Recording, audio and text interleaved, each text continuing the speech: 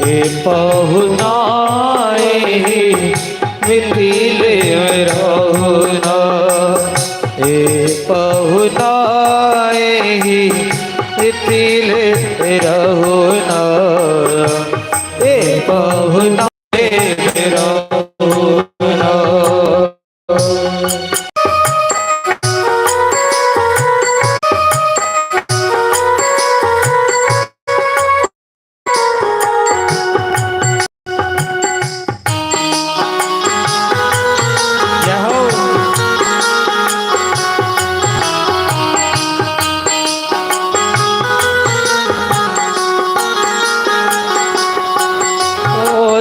सवेरे उबटन मल के इतर से नहवाइब, रोज सवेरे उबटन मल के इतर से नहवाइब।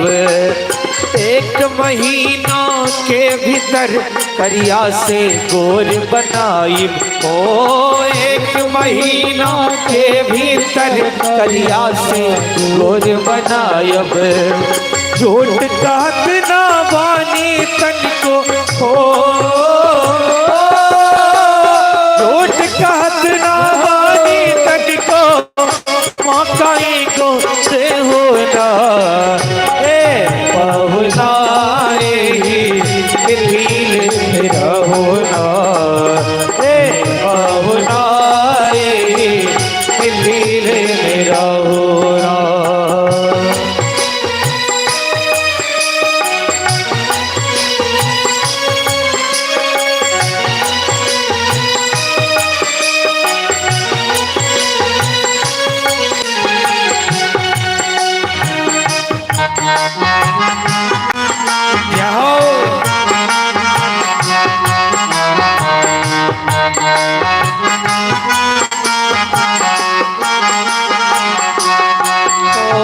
कमला विमला दूधमती में हिजरी गोव खिलाइब, कमला विमला दूधमती में हिजरी गोव खिलाइब।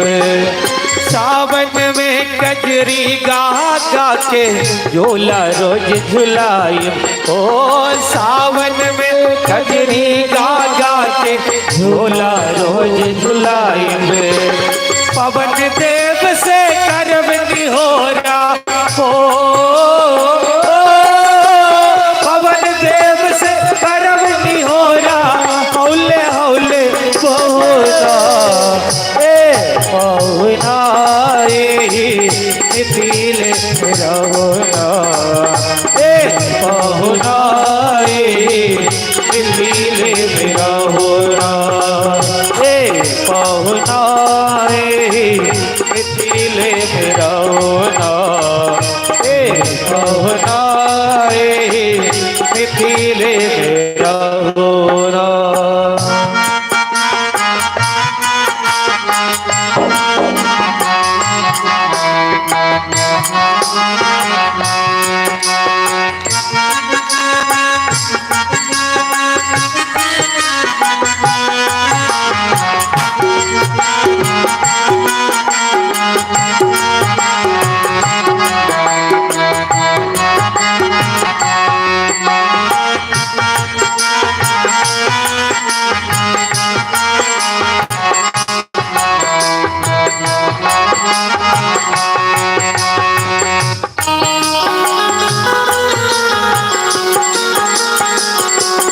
जय हो, हरि बोल। ओ हमरे निहोरा रघुनंदन से माने या न माने, हमरे निहोरा रघुनंदन से माने या न माने। पर ससुरारी के नाते प्रताप को आपन जाने, ओ पर ससुरारी के नाते प्रताप को आपन जाने। या मिथिले में रही जइयो या ओ, या मिथिले में रही जइयो या संग अपने रख ले हो ना, ए पहुनाए मिथिले में रहुना,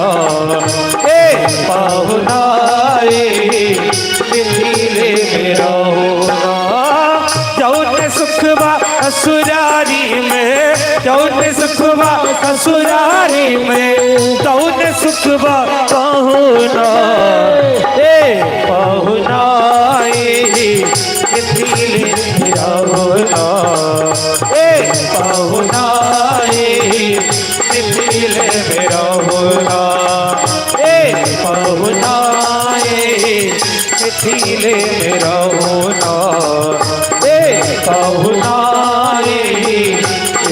पहुना पहुना मिथिले में रहुना। बोल बुढ़ा सरकार की जय।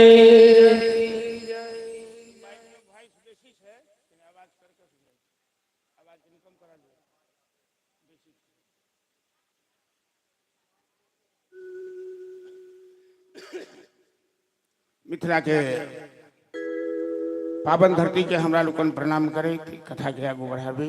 राम जानकी के विदाई कयल गेल और मिथिला से प्रस्थान करे से पूर्व हमरा लोगन मिथिला के धरती के प्रणाम करी।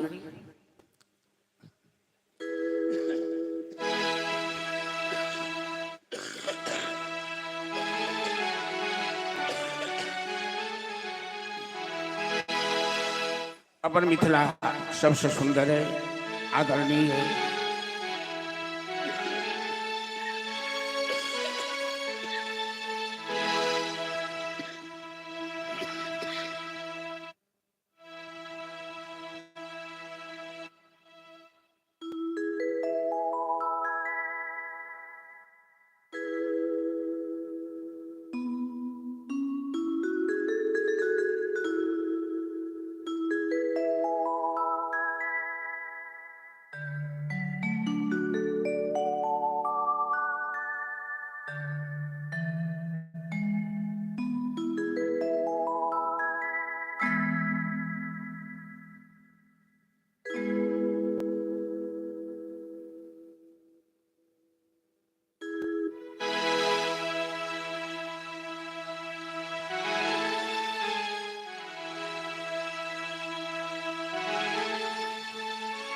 एहन सुंदर मिथिला धाम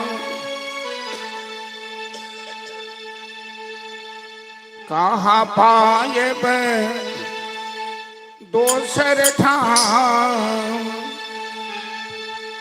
दुल्हा दुल्हन सीताराम जनकपुर में, दुल्हा दुल्हन सीताराम जनकपुर में। एहन सुंदर मिथिला धाम, एहन सुंदर मिथिला धाम कहाँ पायब दोसर धाम, कहाँ पायब दोसर धाम।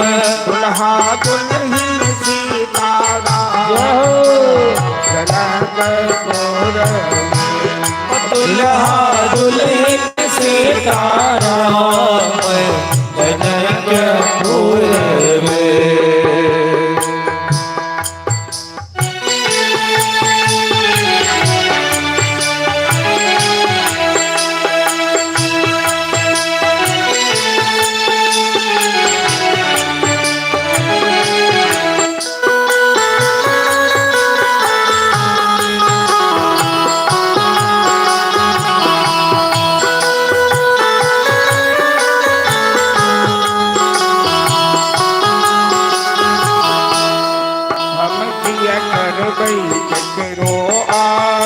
हम किया करबै ककरो आस, किया करबै ककरो आस, हम किया करबै ककरो आस।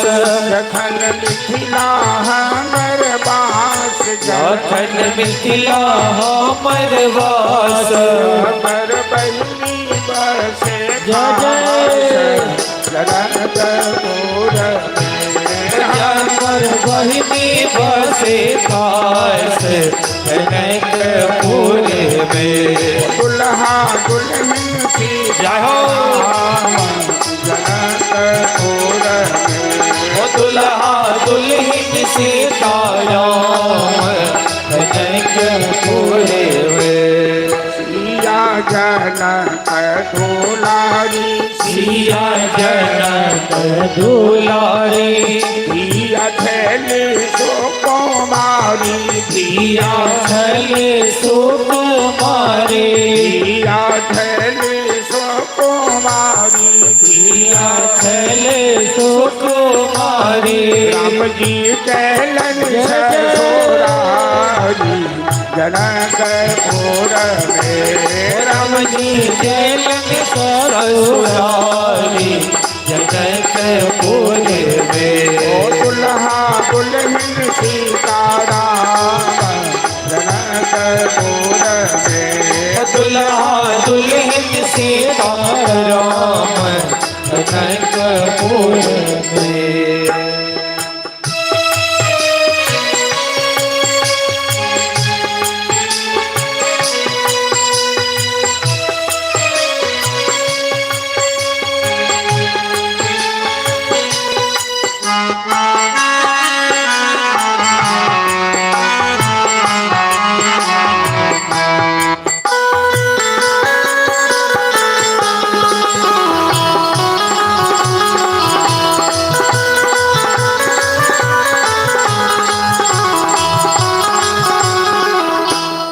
हमरा तीरथ के कौन काम हमरा तीरथ में कुल काम हमरा तीरथ के कौन काम हमरा तीरथ के कुल काम जखन मिथिला हमर गाम जखन मिथिला हमर गाँव मिथिलावासी के तीरथ के कोनो काम नहीं अपन गाम जखन मिथिला तो किया कि जहाँ शोभित सीताराम जनकपुर में। जहाँ शोभित सीताराम जनकपुर में। ओ दुल्हा दुल्हन सीताराम जनकपुर में। दुल्हा दुल्हन सीताराम जनकपुर में। करबै गंगा स्नान करबै गंगा स्नान करबै युगल स्वरूपक ध्यान धरबै युगल स्वरूपक ध्यान धरबै युगल स्वरूपक ध्यान धरबै युगल स्वरूपक ध्यान कर सेवक जनकपुर जिनकर सेवक है हनुमान जनकपुर में। ओ दुल्हा दुल्हन सीताराम जनकपुर में। दुल्हा दुल्हन सीताराम जनकपुर में। बेहद सुंदर मिथिला गाम बेहद सुंदर मिथिला धाम कहाँ पायब दोसर धाम कहाँ पायब दोसर धाम दुल्हा दुल्हन सीताराम जनकपुर में। दुल्हा दुल्हन सीताराम जनकपुर में। ओ दुल्हा दुल्हन सीताराम जनकपुर में। दुल्हा दुल्हन सीताराम जनकपुर में। बोल मिथिला धाम की जय। आज बड़ा सुंदर सेटिंग है बाजा के प्रयास करूँ जे हिना रहे तो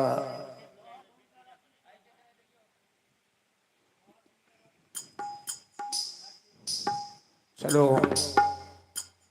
हमरा सबके बीच उपस्थित वाला है प्रोफेसर विनय कुमार झा जी होरलपट्टी निवासी कल जे तुलक बाबू आयल रहे उनकर चाचा शीश से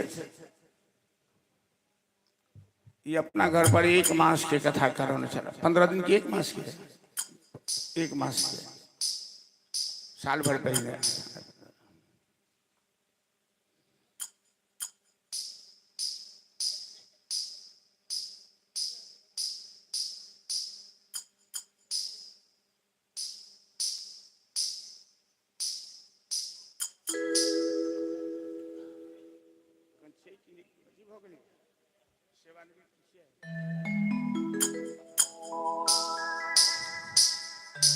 मोगरेल कॉलेज में संस्कृत के विभाग अध्यक्ष डॉक्टर विनय कुमार झा जी, होरलपट्टी निवासी। इनकर भारतीय छत्री पटोरी करे में देखा लिया है। ललित बाबू के ये सब बड़ा प्रेमी जुटल सिंधी परिवार सब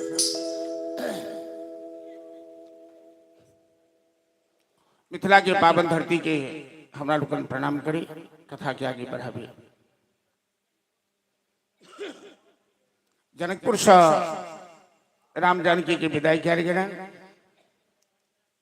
अयोध्यावासी दीपमाला सजाकर तुरंत पताका लगाकर लक्ष्मी नारायण के रूप में राम जानकी के स्वागत के लिए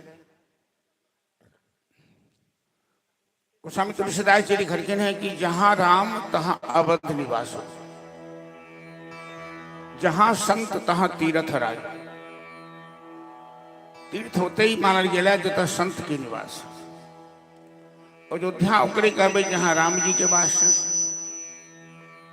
और जहां राम जी के निवास है जे आनंद कंद सिंधु राशि, सीकर से त्रिलोक उबासी। जे आनंद कंद सागर से थे, जिनकर चरण के कंद के निकलना से समस्त ब्रह्मांड समस्त चराचर आनंद के अनुभूति करते थे। जानकी उद्भव स्थिति संहार कारिणी क्लेशहारिणी, सृष्टि के उत्पत्ति पालन संहार के निमित्त स्वरूपा जे आदि शक्ति जगदम्बा। और जन्माया वर्षवर्त विश्वमखलम ब्रह्मादि देवासुरा। तो जिनका माया के वशीभूत ब्रह्मादि समस्त देवता क्षेत्र एहन राम और जानकी जो तो विद्यमान क्षेत्र विराजमान क्षेत्र। रामो राजमणि शराब जयते रामम रमेशम भजे, रामेण अभिहिता निशाचरचमो रामाय तस्मै नमः। रामात् नास्ति परायणम परतरम रामस्य दासोऽस्म्यहम्, रामे चित्तलयः सदा भवतु मे भो राम मामुद्धर। उत्तरी संसार के समस्त धन धान सुख विराजमान। अयोध्यावासी के जीवन में सब सुख संपदा उपलब्ध हो गए। लक्ष्मी नारायण के रूप में राम सीता जतो विराजमान। महाराज दशरथ सबसे पहले एक काज खेला, तीनों रानी के बजाकर उपदेश दिलखी, शिक्षा दिलखी कि हम लोग बड़े भाग्यशाली हैं।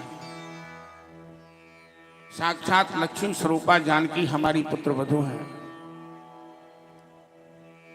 राम हमारे पुत्र के रूप में हैं, आनंद देने वाले। तो जानकी को ससुराल में सास ससुर की ओर से, परिवार के सभी सदस्यों की ओर से इतना प्यार मिलना चाहिए, इतना स्नेह मिलना चाहिए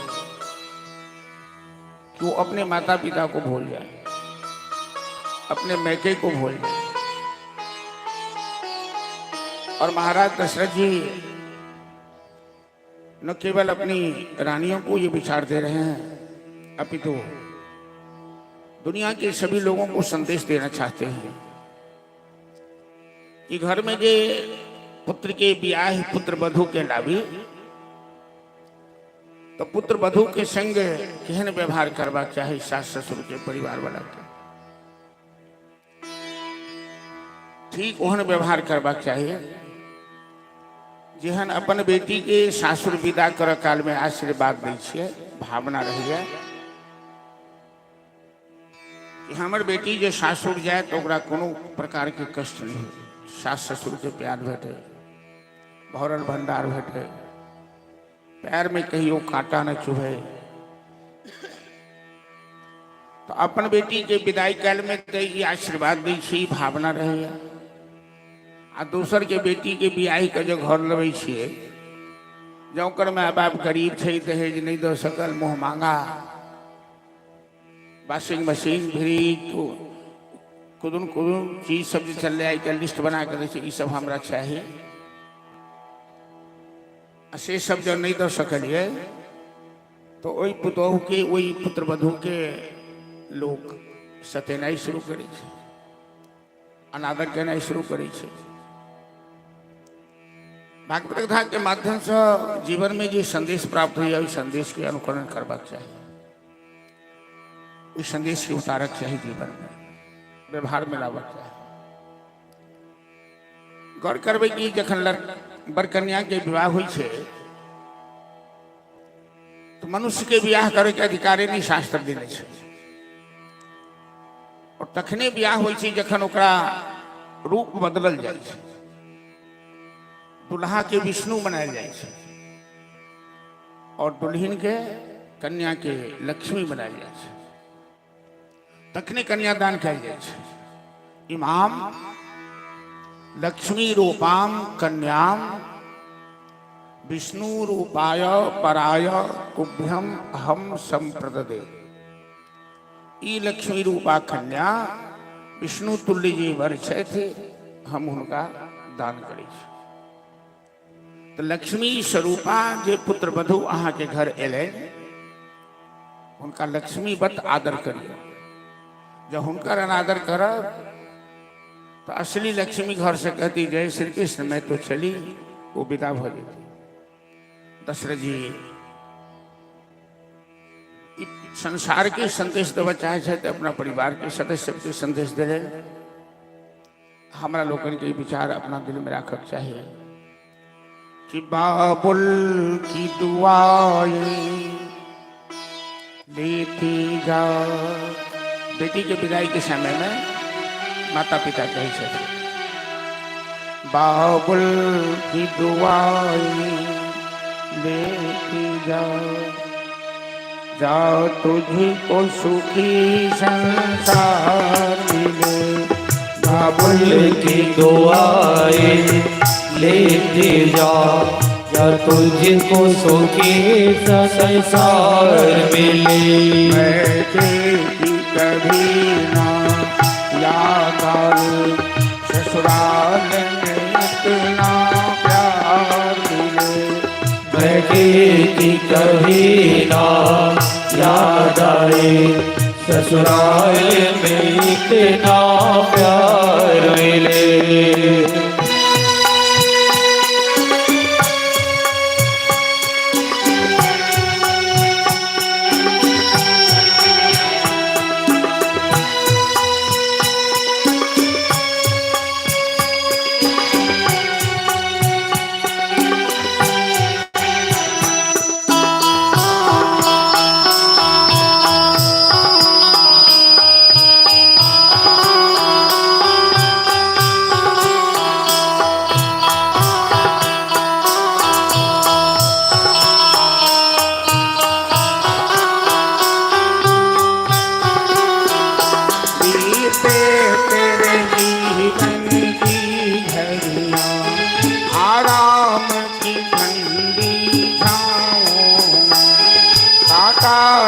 कभी चुभने पाऊं मेरी लाडली तेरे पाँव में।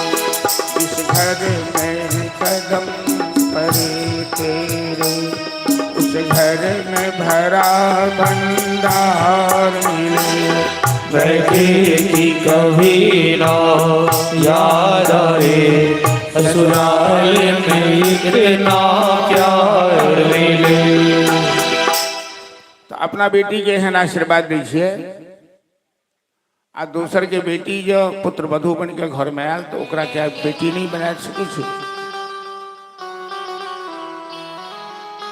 समय जीवन और जगत दोनों परिवर्तनशील छे। कालक क्रमेण जगतः परिवर्तमान, चक्रार पंक्तिरिव गच्छति भाग पंक्ति। जना रथ के चक्का ऊपर नीचा नचे छे, तेना मनुष्य के भाग्य के चक्का और काल चक्र नचित रहे छे। 12 साल के बाद राम जी के वनवास के मुहूर्त बने थे। 13वां साल में राम जी के वनवास बने। विवाहोपरांत राम जी 12 साल अयोध्या में रहे। अयोध्यावासी के दिन रात केना बीते केकरो समझ में नहीं आया।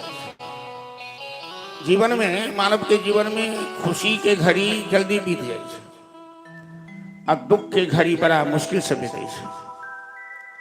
जहां राम जानकी विराजमान छथिन अयोध्या में समस्त खुशहाली दिन रात बीते कोनो पता नहीं लग रही। 12 साल केना बीत गए।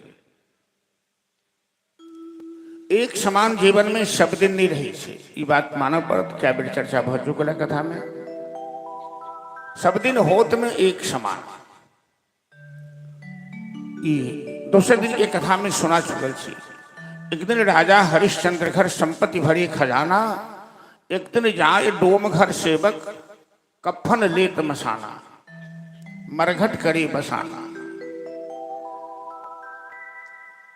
महाराज दशरथ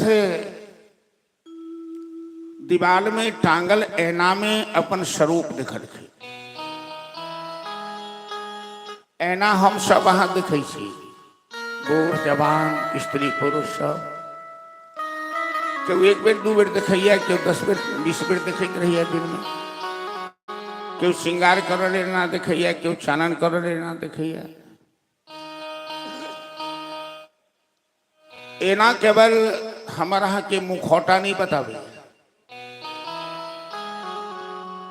तोरा मन दर्पण कहलाए, भले बुरे सारे कर्मों को देखे और दिखाए। ऐना स्वरूपक बोध से हो करावे, अवस्था के बोध करावे। दशरथ जी दर्पण में देखलखिन तो हुनका बुझना गलन कि बाल पाकल लागल, दाढ़ी मूछ पाकल लागल, सर के मुकुट टेढ़ा भ गेल। ई बुढ़ापा के लक्षण है। ऐना कहिए कि बुढ़ापा अहाँ के आबि गेल। बुढ़ापा भगवान के तरफ से नोटिस है।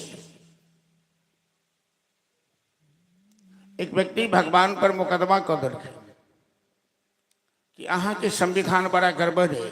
भगवान कहलखिन की तो दुनिया में जो सरकार के नियम है, जे केकरो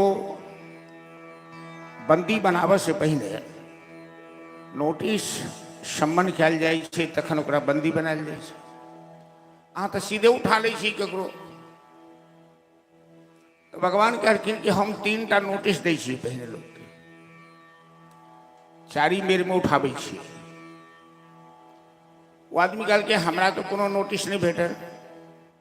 भगवान कहलखिन अहूँ 3टा नोटिस तामिला केने छी, रिसीविंग हमरा पास है। पहिल नोटिस भेल कि अहाँ के बाल पाकऽ लागल। दोसर नोटिस भेल कि अहाँ के दांत टूटऽ लागल। तेसर नोटिस भेल कि अहाँ के कमर झुक गेल, चमड़ी लटक गेल। तो आब अहाँ सावधान भ जाओ, दुनियादारी माया मोह कम कऽ कऽ भगवान के भजन में लाग जाओ। जना स्टेशन पर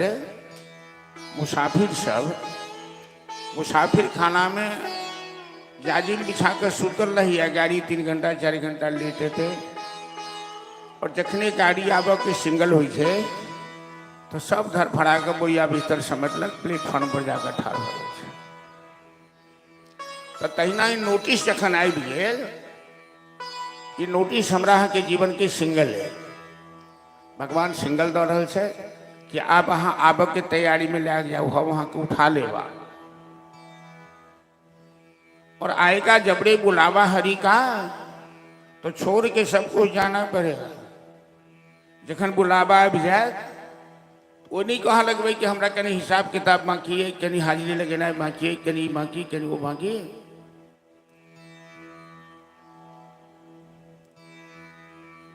एक संत एक व्यक्ति कहलखिन भगवान के, जन लेवल उनका दूत एलन, कहलखिन हमें 10 मिनट का समय दे दो। भगवान की दूत कहलखिन मैं तो समय नहीं दे सकता, तो जो कीमत लेनी है वो कीमत ले लो। तो दूत कहलखिन कि सारी दुनिया हमें दे दोगे तब भी हम तुम्हें 10 मिनट नहीं दे सकते। ऐसा संविधान है। मतलब वही समय में अहाँ किछु नहीं कर सकै छी, एक मिनट नहीं आगू पाछू है, तो राई तिल के अंतर नहीं है, समय पूरा है तो सब कुछ छोड़ के गया पर। तो दशरथ जी बुढ़ापा के लक्षण देखल के तो मंत्रिमंडल के बैठक बजे करके मैं बुढ़ापे में आ गया हूँ, राम सब प्रकार से योग्य है और अयोध्या की प्रजाओं की भी इच्छा है कि राम राजा बने। अयोध्या की प्रजा राम को राजा रूप में देखना चाहती है। तो मैंने निर्णय लिया है कि राम का राज्याभिषेक किया जाए। मंत्री सब तो पहले से चाहते रहते कि दशरथ जी बुढ़ापा में लाभ हिनकाई राज का संन्यास लेवक चाहे। प्रस्ताव पारित भेले, राज्याभिषेक की तैयारी शुरू भेले, लेकिन देवता के मंजूर नहीं थे। दशरथ जी गेलखिन गुरु वशिष्ठ के पास मुहूर्त निकाला राम के राज्याभिषेक करके। गुरु वशिष्ठ बड़ा ज्ञानी छथिन, त्रिकालदर्शी छथिन। कते संसार में लोग प्रश्न करे छे कि राम के राज्याभिषेक में जो विघ्न भेले तो गुरु वशिष्ठ बढ़िया मुहूर्त नहीं निकाल, दुर्घटना भ गए। ये बात नहीं है। गुरु वशिष्ठ सम नहीं को ज्ञानी, रचि रचि लगन धरे, सीता हरण मरण राजा दशरथ, विपत्ति पे विपत्ति परे, दयानिधि तेरो गति लखी न परे। तो भगवान की लीला किसी की समझ में नहीं आती है। गुरु वशिष्ठ ने दशरथ जी को कहा कि जिस मुहूर्त में राम राजा हो जाए वही मुहूर्त उत्तम माना जाएगा। आई मर्म के दशरथ जी बुझ नहीं बिलखिन। जिस मुहूर्त में हो जाए, मतलब अभी नहीं होंगे, राम जब होंगे तब। दशरथ जी एक अर्थ लखिन जे हम अभिषेक करबे वह बढ़िया मुहूर्त है। देवता के मंजूर नहीं छन, ने राम जी के इच्छा छन जे हम राजा बनी। देवता के किया नहीं मंजूर है, तो देवता तो हमेशा स्वार्थी, अपन स्वार्थ के दिखैया। देवता ई रावण देवता सबके पानी पिए ने बड़ी परेशान के लिए। तो जब तक रावण के अंत नहीं है तो राम जी सिंहासन पर केना बैठता। राम जी यदि सिंहासन पर बैठता तो रामराज के स्थापना नहीं है। रामराज तो वही राज के राम छे कि जैमे कोनो प्रकार के कष्ट नहीं छे, प्रजा के बीच कोनो असुविधा नहीं छे। और जब तक रावण जीवित छे संसार में तब तक तो शांति भ नहीं सकी। तो देवता सब जानकिन कि राम यदि सिंहासन पर बैठ जाएंगे तो रावण को कैसे मारेंगे, रावण से कैसे लड़ेंगे। रावण को मारने के लिए तो राम को वनवास जाना पड़ेगा, क्योंकि वनवास के बिना जीवन में सुवास नहीं आता है। जब तक राम वनवास में रहकर जीवन में साधना नहीं करेंगे, तपस्या नहीं करेंगे, शक्ति संचय नहीं करेंगे, तब तक रावण को जीतना संभव नहीं है। तो देवता सब षड्यंत्र के लिखे।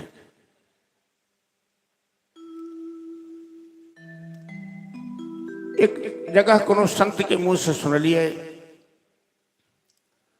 कि राम जी एकांत में जाकर कैकेयी की सब प्रार्थना करी। माता कैकेयी राम से बड़ा प्रेम करी छथि। महाराज दशरथ के वर्षों पहले से कही छथिन कि राम को सिंहासन पर बैठाइए, अब आप बुढ़ापे में आ गए हैं, ये प्रपंच से मुक्त हो जाइए। राम जी मौका पाकर कैकेयी के पास गए। गूढ़ रहस्य राम के लीला का कलखिन माता, आप तो हमसे बहुत प्रेम करती है ना। कैकेयी कलखिन हाँ बेटा, तो आज मैं आपसे कुछ मांगना चाहता हूं। मैंने कभी कुछ आपसे मांगा तो नहीं। कैकेयी कलखिन बेटा तुम कहो तो हम प्राण निकाल के दे सकते हैं, ऐसी बातें क्यों करते हो, क्या लेना है तुम्हें। राम जी कलखिन मां जब तक आप प्रतिज्ञा नहीं करेगी तब तक मैं नहीं मांगूंगा। अरे माँ बेटे के बीच प्रतिज्ञा की क्या जरूरत है? नहीं मां, जो मैं मांगने जा रहा हूं बड़ी कठिन चीज है। और आप छत्रानी है ना, आप रणभूमि में पिताजी के प्राण बचाए हुए हैं। तो आपके 2 वचन बाकी हैं और अवसर आ गया है लेने का। कि राम घुमा फिरा के बात क्यों कर रहे हो? सीधे कहो कि क्या करना है। कहो तो मैं अपना कलेजा निकाल के तुम्हें दे दूं। राम जी कहते नहीं माता जी, हमें 14 वर्षों के लिए आपको वनवास भेज रहा हूं। ये वचन आप पिताजी से मांगिए। कि राम ये तुम क्या कह रहे हो? मैं तुम्हें वनवास भेजूं? सारी दुनिया के लोग हम पर थूक फेंकेंगे, मैं कलंकनी बन जाऊंगी, कैकेयी का नाम बदनाम हो जाएगा। इतना बड़ा अपजस मैं अपने सर पे कैसे ले लूं? राम जी कहलखिन मां, आप वीरांगना हैं, छत्राणी हैं, आपको अपनी छाती को पत्थर बनाना पड़ेगा, वज्र बनाना पड़ेगा। क्योंकि बाकी दोनों रानियों में कोई ये काम नहीं कर सकती, किसी में ये शक्ति नहीं है। ये काम आप ही कर सकती हैं। और आप हमें वनवास नहीं भेजेंगी तो जिस उद्देश्य से मेरा जन्म हुआ है वो काम नहीं हो पाएगा। बस आपसे यही मैं मांग रहा हूं। कैकेयी मजबूर होकर कहलखिन ठीक है बेटा, मैं वो काम करूंगी कि दुनिया में लोग कैकेयी का नाम नहीं लेगा, कैकेयी बदनाम हो जाएगी। आने वाली पीढ़ी में लोग अपनी औलाद का नाम कैकेयी नहीं रखेगा। तो महाराज दशरथ रात में जखन महल में लिखे और राम के राजा अभिषेक के घोषणा मिले तो कौशल्या दास दासी के अनेक उपहार लुटे ले कि हमारे बेटा सिंहासन पर बैसे वाला है। उपहारों केकरा कौन रूप में दी? एक मर्यादा छे, पुरस्कार के योग्य के पात्र एक दासी के कौशल्या नौलखा हार दो दिल। वो दासी वही हार के पचा नहीं करके वो तते नाचा लगले, कूदा लगले। आ कैकेयी के दासी के नाम मंथरा छे। कैकेयी मंथरा से बड़ा प्यार करे छथिन। जहिया कैकेयी अपना नैहर से रखीन, वो दासी पहले अपना सबके समाज में चले कि बेटी के विदा काल में खवासी जाए चले साथ में। आप तो नहीं जाए से पहले जाए चले, ओका लोकदिनिया कहल जाए चले। लोकदिन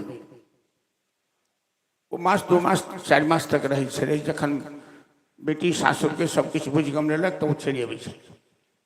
लेकिन मंथरा कैकेयी के पिता मंथरा के आजीवन के वास्ते कैकेयी के साथ लगा रखे। मंथरा बहुत कुशल, बहुत चालाक, बहुत राजनीतिज्ञ है। तो कौशल्या व्यवहार में मनुष्य के बहुत सतर्क रह पड़े छै। समाज में यदि अहाँ कोनो प्रकार के गलती करबे, भूल करबे तो समाज अहाँ के माफ नहीं करो, तुरंत अहाँ की शिकायत करो। कैकेयी जहिना उपहार लुटेलखिन तो कौशल्या तो कैकेयीओ के दासी के हुनका उपहार देबाक चाहिए। मंथरा के उपहार देना बिसरि गेल। ओना भाभी परवल छै, ई बहाना एगो बनल के छले। तो मंथरा देख रही कौशल्या के दासी के नचैत गबैत एकदम कहलखिन हे तुम इतनी खुशी क्यों हो, क्या बात है? कौशल्या के दासी कहलखिन अरे मेरे राम सिंहासन पर बैठने वाले हैं, राज्याभिषेक होने वाला है। हमारी मलकिनी ने हमें नौलखा हार दिया है, तुझे क्या मिला? ठन गोपाल। और उदासी मंथरा के चिढ़ा कर मंथरा संकल्प कर ले लगे कि यदि मेरा नाम मंथरा है तो मैं सिंहासन के बदले राम को वनवास नहीं भेज दिया तो मेरा नाम नहीं। और मंथरा ले कल के महारानी कैकेयी के तुमने सुना है महाराज ने निर्णय लिया है, राम को सिंहासन पर बैठाने वाले हैं और तेरे पुत्र को ननिहाल भेज दिया भरत शत्रुघ्न को, और वो फटाफट निर्णय लेकर राम को राजा बना देना चाहते हैं। कई कहलखिन मंथरा तूने तो बड़ी बड़ी खुशी की बात सुनाई, हमें बड़ा अच्छा समाचार सुनाया, और तुरंत के गले में जो नलखा हार है से उतारी कर मंथरा के आंचल में दो दे। कहलखिन ये हार तुम स्वीकार करो, और जब राम सिंहासन पर बैठ जाएगा तुम जो मांगोगी मैं वही दूंगी। दुष्ट व्यक्ति जो હોય છે वो अपन नुकसानो सही कर दूसर के नुकसान करे છે, ये दुष्ट के स्वभाव છે। बर्फ जे खसे છે ને उस माघ मास में तो जे लत्ती पर खसे છે लत्तियों के गला दे છે, बर्फ अपनो गल जाए છે, तो लत्ती के गलाबा से पहले बर्फ अपने गले છે। तेना दुष्ट व्यक्ति अपन नुकसान कऽ कऽ दोसर के नुकसान करे छै, अपन नाक काटि लै छै कि दोसर जे देखत ओकरा अपशगुन भऽ जेतै, नाक कटी तो कटी, दूसरे का अपशगुन तो होगा।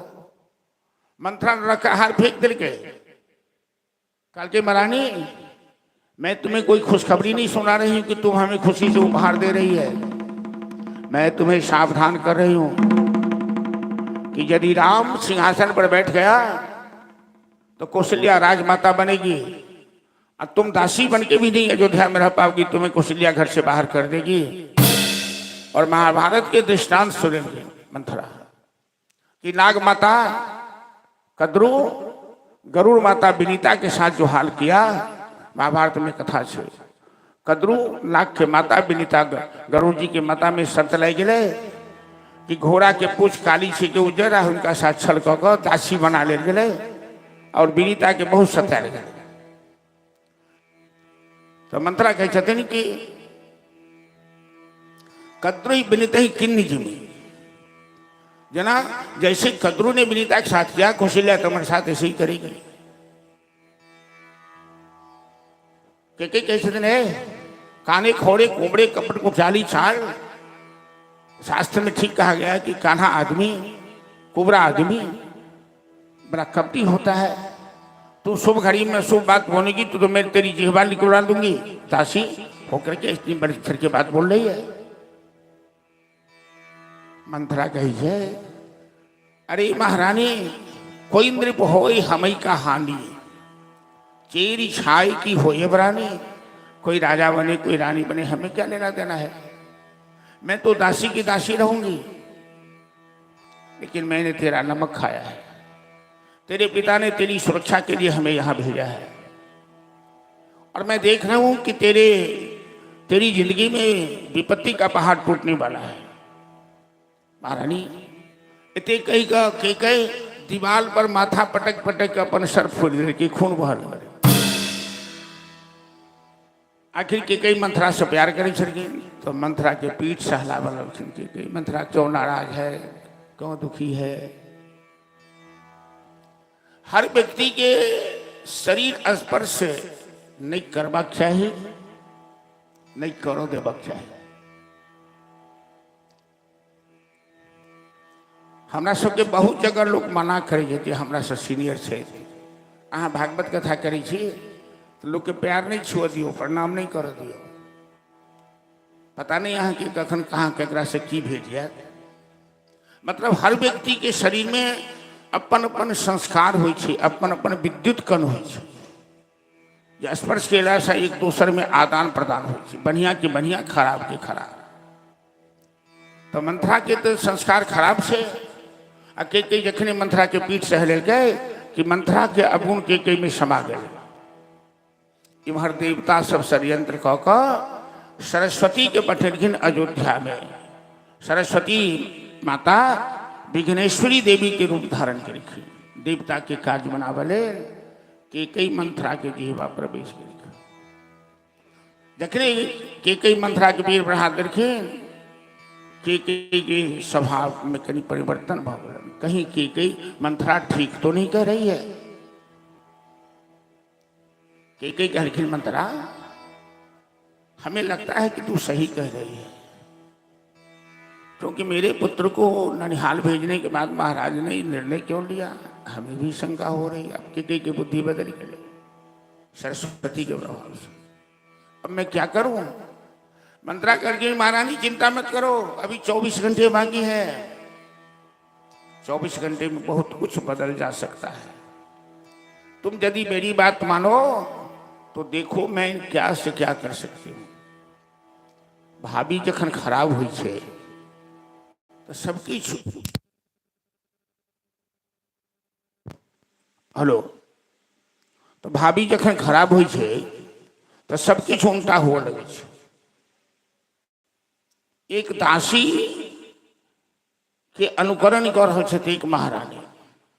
कहलखिन महारानी तू अपना 2 वचन मांग ले महाराज दशरथ से। क्या मांगो? तो 14 वर्ष के लिए भरत का राज्याभिषेक मांग ले। और दूसरा वचन तो 14 वर्षों के लिए राम का वनवास मांग ले। की कहती है मंथरा, अरे भरत राजा बने ये तो हमें अच्छा लगता है, लेकिन राम को वनवास भेजने के पीछे तुम्हारा क्या तर्क है? मंथरा कहती है महारानी तो कितनी बुद्धू है, ये जानती है कि अयोध्या की प्रजा भरत से राम से प्राण के समान प्रेम करती है, और राम यदि अयोध्या में रहेंगे तो कभी अयोध्या की प्रजा भरत को राजा के रूप में स्वीकार नहीं करेगी। इसलिए राम को वनवास भेज दो कि प्रजा बोल ही नहीं पाए विरोध में। कई कहती है मंथरा तो इतनी चालाक है, इतना राजनीति का ज्ञान रखती है। हाँ महारानी, तुम लोग के साथ रहते रहते मैं भी कुछ सीख गई। कहावत है कि संसर्ग जा दोष गुना भवन। तो संसर्ग में रहला से बढ़िया संसर्ग में रहे तो बढ़िया बात सबके सीख ली छिलो, आ खराब में रहे तो खराब है। हमारा गांव में जलवार में एक घर खबास, वो बड़ा दुर्लभ हुआ। एक घर खबास पहले लोग भार लग जाए ना, वो मोरो गांव के लिए भार लग जलवार से। तो ब्राह्मण देवता से बतियात रहती ना, तो पहले तो खबास के भरिया सबके अंगना में बैसा के खुआवे छे। आप तो समय नहीं से ओकरा अंगना में दल के पत्ता उछा के खा ले। आपस में बात करे ब्राह्मण सब कि रारंग दही कपचित, मतलब वही बर के लोग के दही कमे देवे भरिया के खबास के। ई तो ब्राह्मण गांव के रह वाला एक संस्कार बड़ा मुफट रही हो। ब्राह्मण सबके बुझेलन, मोरो के ब्राह्मण सबके जी नहीं पूछते, हम सब संस्कृत में बतिया ले छी। आ वो अंगना से वो आवाज दिल के वो भरिया ओ मालिक रारंग दही कपचितम जे कहे छे तो दोसर बेर से हम भारो से वर्जितम कर दे। मतलब दोसर बेर भार हम रास्ते में खा जाओ, वहां के अहाँ लैत रहो। कह के मतलब कि संसर्ग से सब ज्ञान अबै छे जाय छे। तो कई को भवन में चल गए, काला वस्त्र पहन लेलन जना जना मंथरा करके। शुभ घड़ी में काला वस्त्र नहीं पहने। तो महाराज दशरथ रात में लिखीन केकई के पास, केकई के मनाबग महारानी क्या हुआ, शुभ घड़ी में तुमने काला वस्त्र क्यों धारण किया है? हाथ के लिए बड़ा बढ़िया सेटिंग कर दी। चलो ठीक से।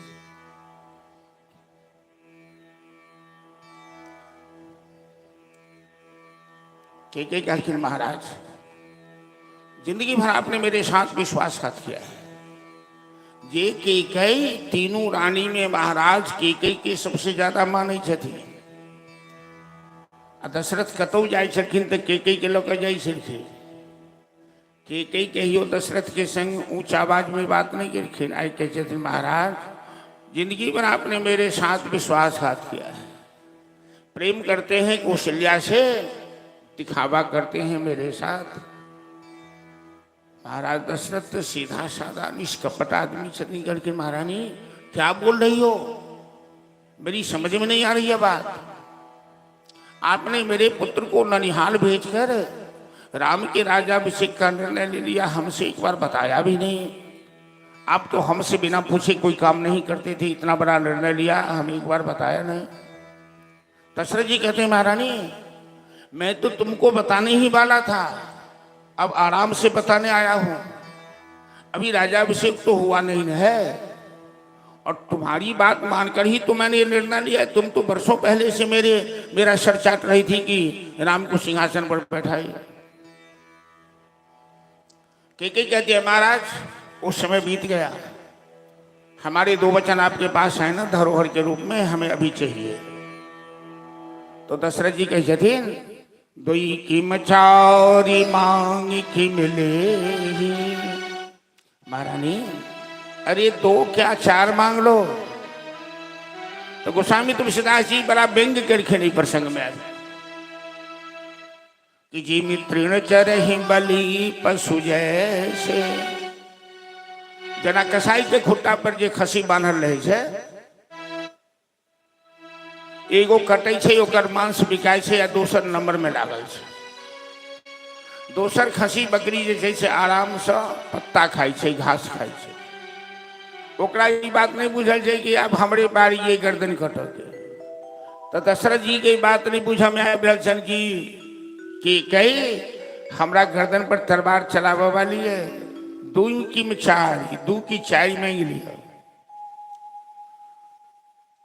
के कहलखिन महाराज, 14 वर्षों के लिए मेरे पुत्र भरत को सिंहासन पर बैठाया जाए। दशरथ जी कहलखिन बस कोई बात नहीं, मेरे तो सभी पुत्र समान हैं। तो राम नहीं, भरत ही सिंहासन पर बैठे, लेकिन सूर्यवंश की तो परंपरा है कि बड़ा पुत्र ही सिंहासन पर बैठता है। खैर मैं इसे देख लूंगा। लेकिन दूसरी बात क्या है, अब दशरथ जी के मन में शंका भगल, संदेह भगल। अखन तक के भरत के सिंहासन की चर्चा कही उन्हें जिंदगी में कहने, अचानक की बात कहाँ से आ गई। तो पता नहीं दूसर बात की मांगा वाली चक्कर की। महारानी, तेरे ऊपर से मेरा विश्वास उठता जा रहा है, और पति पत्नी का रिश्ता विश्वास की डोर पर ही टिका हुआ है। दूसरा वचन क्या मांगने वाली हो? तो तापस भेष विशेष उदासी, 14 वर्ष राम वनवासी। रामाय दंडकारण्यम, 14 वर्षों के लिए राम को दंडकारण्य भेजा जाए, वनवास भेजा जाए। देखने करके 14 वर्षों के लिए राम को वनवास भेजा जाए। दशरथ जी कान में आंगूर डाल के, महारानी ये तुम क्या कर रहे हो?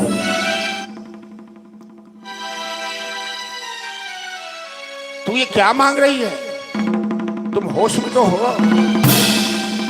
तू जानती हो कि मैं 14 वर्ष तो क्या 14 दिन में राम के बिना नहीं जी सकता हूं। तू विधवा हो जाएगी, सारी दुनिया में तुझे कलंक लगेगा, और लोग तेरे नाम पर क्या क्या कहेंगे तुम सोचती है? सरस्वती के प्रभाव से केकई के छाती वज्र भेषण। केकई कहते महाराज, बीन एक संग होय भोपालू, हसब ठठाय फुलाय गालू। महाराज, हंसना और गाल फुलाना दोनों एक साथ में नहीं हो सकता। या तो अपना वचन पालन कीजिए या वचन वापस लीजिए। दशरथ जी बेहोश होकर खड़े पड़े। पूरा रात गौरी गणेश के ध्यान करे लड़किन कि हे गणेश पप्पा, हे गणपति जी महाराज, मेरे राम वनवास नहीं जाए, ऐसा कुछ कीजिए, मैं राम के बिना नहीं जी सकता। मंत्री महोदय समझ गए, मंत्री बड़ा पुरान अनुभवी छथिन, दशरथ जी के मित्र छथिन। मंत्री समझ गए कि लगता है कि ने कोई षड्यंत्र कर दिया, महाराज इसीलिए महल से बाहर नहीं निकले हैं। तो राम जी के बाजार गए। राम जी गलन पिता के प्रातः काल उठ के रघुनाथा मात पिता गुरु मना वही माथा। राम जी के स्वभाव चलन कि प्रातः काल उठ कर माता पिता के प्रणाम करे, गुरुदेव के प्रणाम करे। आज जमाना बड़ा विचित्र आबि गई नहीं। आई कल के नौजवान के धिया पुता सबके प्रणाम करे में बड़ा कष्ट हो, झुको में बड़ कष्ट हो। पहले पैर छू को प्रणाम हो चले, अब तो ठेहुन को प्रणाम हो छे, अब तो ओहिना कहे छे नमस्ते सर,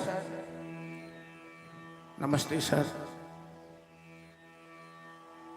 हम लोग के शास्त्र में चाणक्य जी ने लिखा है कि अभिवादनशीलस्य नित्यं वृद्धोऽपि सेविनः चत्वारि तस्य वर्धन्ते आयुर्विद्या अशुबल।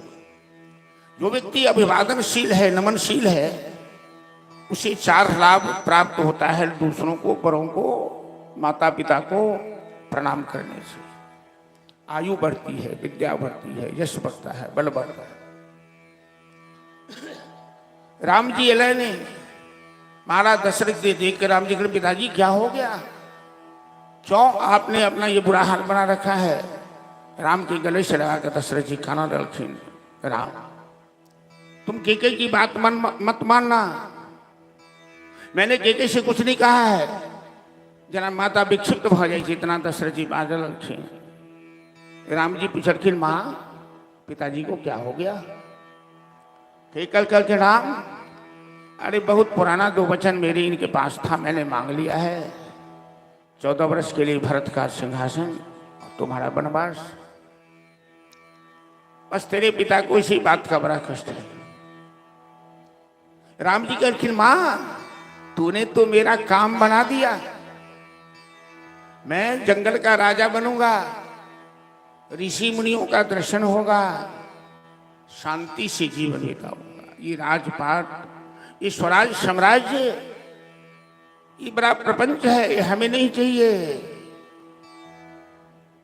पिताजी 14 वर्ष कोई बहुत थोड़े होते हैं, आप तो वीर बहादुर हैं, इतना कमजोर कैसे बन रहे हैं आप। पिताजी की सांत्वना दे राम जी निकल गए बाहर। दशरथ जी विलाप करीत रहे।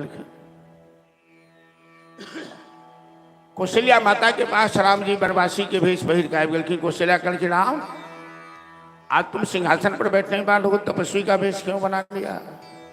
राम जी कहलखिन कि पिता दिन जुब कानन राजो, मां मुझे जंगल का राज मिला है,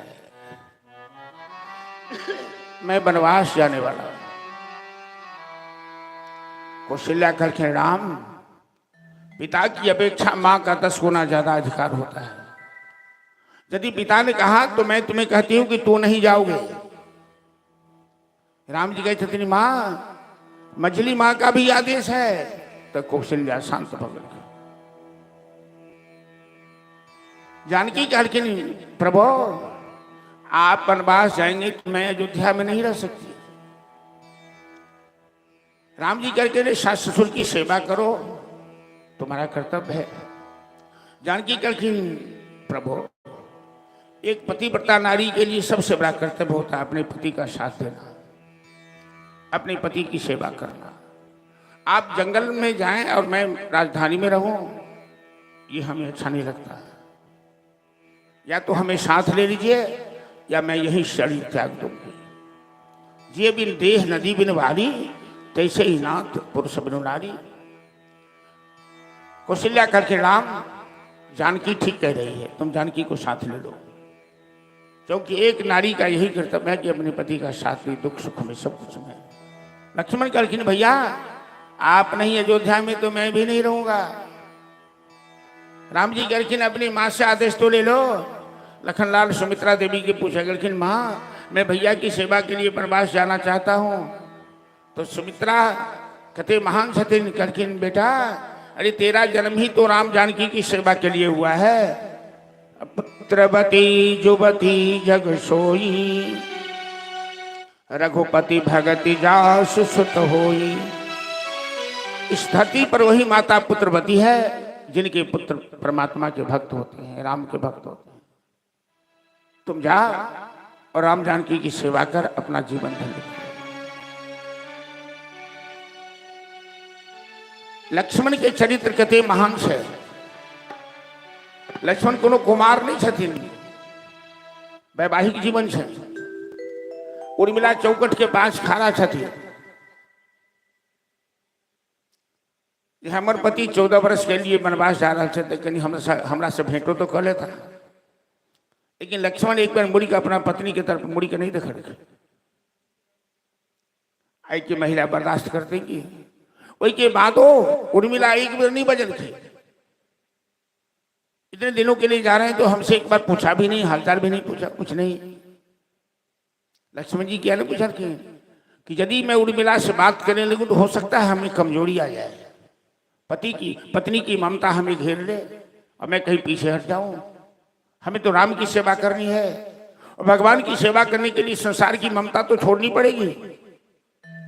एक म्यान में दो तलवार नहीं आती है, या तो प्रभु से प्रेम कीजिए या संसार से प्रेम कीजिए। माया और राम दोनों साथ नहीं रहते। तो लक्ष्मण जी ने एक बार मुड़ के देखा न, रथ पर बैठे तीनों और मंत्री जी रथ लेकर तैयार थे। अयोध्या की सारी प्रजा साथ में गई कि राम जी अयोध्या में नहीं तो हम अयोध्या में नहीं रहेंगे। प्रसन्नताम जानगताभिषेकतः तथा न ममले मनवास दुःखतः मुखम भुजश्री रघुनंदनस्य मे सदास्तु सा मंजुल मंगल प्रदा। गोस्वामी तुलसीदास जी महाराज लिखते हैं कि राम कितने महान हैं, उदार हैं, सागर के समान गंभीर। श्री राम के हृदय में राज्याभिषेक का समाचार सुनने के बाद भी कोई प्रसन्नता नहीं हुई और वनवास के समाचार सुनने के बाद भी कोई दुख नहीं हुआ। राजीव लोचन राम चले तज बाप के राज बटाऊ की नहीं, तीर के खाकर जौन्द्र पचीर विभूषण उत्तम उपम पाए। कविता बली में गोस्वामी जी लिखते हैं कि राजीव लोचन राम जैसे कोई बटोही एक गांव से दूसरे गांव में बिना आसक्ति ममता के बढ़ता जाता है, राम जी अयोध्या त्याग कर तीनों चले अयोध्या की प्रजा साथ लगे। रघुपति राघव राजा राम पतित पावन सीताराम। रघुपति राघव राजा राम पतित पावन सीताराम। रघुपति राघव राजा राम पतित पावन सीताराम। रघुपति राघव राजा राम पतित पावन सीताराम। सीताराम सीताराम जो प्यारे मन सीताराम। सीताराम सीताराम जो प्यारे मन सीताराम।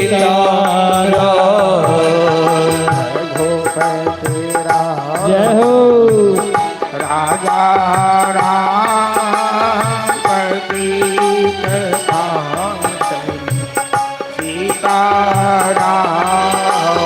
रघुपति राघव राजा राम पतित पावन सीताराम। जय रघुनंदन जय सिया राम जानकी वल्लभ सीताराम। जय रघुनंदन जय सिया राम जानकी वल्लभ सीताराम। कौशल्या के प्यारे राम दशरथ राज दुलारे राम। कौशल्या के प्यारे दशरथ राज दुलारे रघुपति राजा राम पतित पावन सीताराम। रघुपति राघव राजा राम पतित पावन सीताराम। श्याम रामचंद्र की जय। प्रथम निवास राम जी तमसा नदी के किनारे चले। रातों रात रास्ता बदल कर अयोध्यावासी के चकमा द का आगू बढ़ गया। आंसू बहावित अयोध्यावासी समस्त प्रजा लौट कर अयोध्या आए। दूसरे दिन के निवास राम जी सिंहबीरपुर में चले। महाराज दशरथ के मित्र थे सिंहबीरपुर की राजा निषाद राज। निषाद राज राम लक्ष्मण जानकी सबके स्वागत के लें। उतने निषादे जरा राज राम जी के पैर में खराम दे रखे और रात भर जागी का राम और जानकी को उसके चटाई पर सोतल से। लक्ष्मण और निषाद दोनों मिलकर रात में सत्संग कर रहे थे। निषाद राज के आंख में आंसू आ गए। जानकी जी के चटाई पर सोतल थे। भाग्य केहन बलवान हो छे तो कहावत छे का श्लोक से कि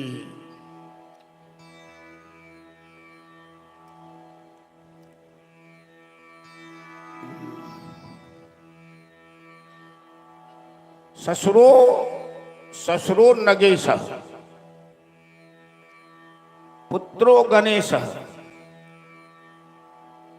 स्वयं महेश तथापि भिक्षाटन एव शंभु। जय महादेव के ससुर छथिन पर्वतराज हिमालय। पत्नी साक्षात अन्नपूर्णा छथि। पुत्र विघ्न हरता गणेश जी छथि। आ स्वयं नाम छन महेश महान चासौ ईश महेश। तो यो महादेव भिक्षा मंगई है तो भाग्य बलवान हो। जय जानकी के पिता जनक जी नैहर मिथिला ससुर दशरथ जी। पंखा के कहीं उमर घुमा दी उमर वीडियो के हवा लगवे कि हमरो लागत चाहिए। हाँ हवा तो नहीं है चाहिए लेकिन हमरो संतोष भ जाइए कि न चाहिए कम से कम देख कर। निषाद राज चलू रह दियो बात। निषाद राज के यह बात सोच कर आंसू ले। कई जानकी के पिता जनक ससुर दशरथ राम जी पति वो पैदल यात्रा कर रहे थे उसके चटाई पर सोतल से। अयोध्यावासी बढ़िया नहीं करे तो लखनलाल जी की बुद्धि बड़ा साफ से समय। लखनलाल जी कल की सखा निषाद कि कर्म प्रधान विश्व करि राखा। जो यश करहि सो तस फल चाखा। मानव के जीवन में कर्म प्रधान। कर्मणा जायते जंतु कर्मणि विलीयते। दुखम सुखम भयम क्षेमम कर्मेवाभिपति। इस संसार में प्रत्येक मनुष्य अपने कर्मों का ही फल दुख और सुख के रूप में भोग रहा है। कोई न किसी को सुख देता है नहीं दुख देता। सही बात तो है कि राम जी भी पूर्व जन्म में कोई अपराध किए होंगे। यो प्रमाण है परशुराम के रूप में राम जी माता के गर्दन कट रखे रेणुका माता के। वह माता के कई बन के आयल छथिन राम जी के वनवास भेज के बदला लो हो बात है। राम जी गंगा के किनारे अला अब मंत्री के रथ को वापस करके मंत्री वापस नहीं हो जाए छथिन। घोड़ा जास वियोग विकल्प सुएसे प्रजा महत्व जीवे कैसे। राम जी ते लोकप्रिय छथिन। राम के स्वभाव यहन छन कि पशु पक्षी से हो राम से अलग नहीं हो जाए। घोड़ा दोनों टांग पर ठाड़ बा कहीं आए लगे से जाए नहीं चाहे छे अयोध्या लौट कर राम जी के साथ जाए। मंत्री लौट खेल अयोध्या। महाराज दशरथ गर्जन कि राम वापस नहीं आया। दशरथ जी कहते हैं कि यदि राम नहीं भी आए तो पुत्र वधु जानकी को वापस ले आना। पुत्र वधु जानकी नहीं आई। मंत्री जी कहते हैं महाराज राम अपने आदर्श के बड़े पक्के हैं। वो 14 साल से 14 मिनट पहले नहीं लौटने वाले हैं। दशरथ जी के हालात बिगड़ लगे। इनका सदमा लग गए कि दशरथ जी मरण सैया पर पैर कौशल्या के गोद में मस्तक रख कर सुमित्रा बगल में बैठे छथिन। नगर के गणमान्य सब व्यक्ति भी शोक मना रहे छथिन। आज उत्तरोत्तर दशरथ जी के हालात बिगड़ लगे। दशरथ जी कहते देवी कौशल्या अब मैं जीना नहीं चाहता हूं। अब मैं ये शरीर त्यागना चाहता हूं। मेरे कारण अयोध्या की प्रजा अनाथ हो गई। सभी अनर्थों का मूल मैं हूं। न मैं केकई को वचन दिया होता आज मेरे पुत्र राम को वनवास नहीं जाना पड़ता। मैं जनक जी को क्या जवाब दूंगा? मिथिला नरेश को उन्होंने अपनी पुत्री मेरे पुत्र को सौंपा और उनकी पुत्री जंगल में दंडर की ठोकर खा रही है। अब हमें ये दुख बर्दाश्त नहीं होता। दशरथ जी के श्रवण कुमार के माता पिता के शाप थे धोखा से जो श्रवण कुमार के मान मार थे वो वचन याद आ गए। तो राम राम कही राम कही राम राम कही राम तन परि हरि रघुपति बिरह राव गयो सुरधाम। राम राम कहते हुए महाराज दशरथ राम राम लुढ़क गए।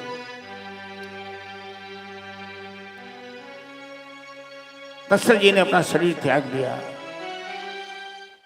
गुरु वशिष्ठ बड़ी ज्ञानी है। उनके शरीर को सुरक्षित रखा नाव में तेल में डुबा के और दूत को भेजा केकई प्रदेश भरत शत्रुघ्न को बुलाने के लिए। बिना किसी सूचना के उन्हें बुला कर लाओ। सूचना वहां नहीं देनी है क्योंकि भरत बर्दाश्त नहीं कर पाएगा। भरत राम से बहुत प्रेम करते हैं। लेकिन भरत और शत्रुघ्न जब अपने ननिहाल से विदा हुए अयोध्या के लिए तो अनेकों अपशकुन उनके रास्ते में। सांप रास्ता काटने लगा।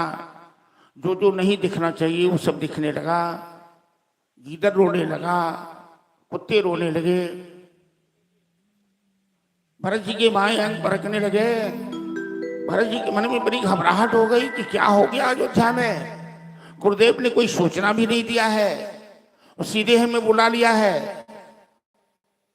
भरत जी अयोध्या पहुंचे। देखते हैं सन्नाटा छाया हुआ है।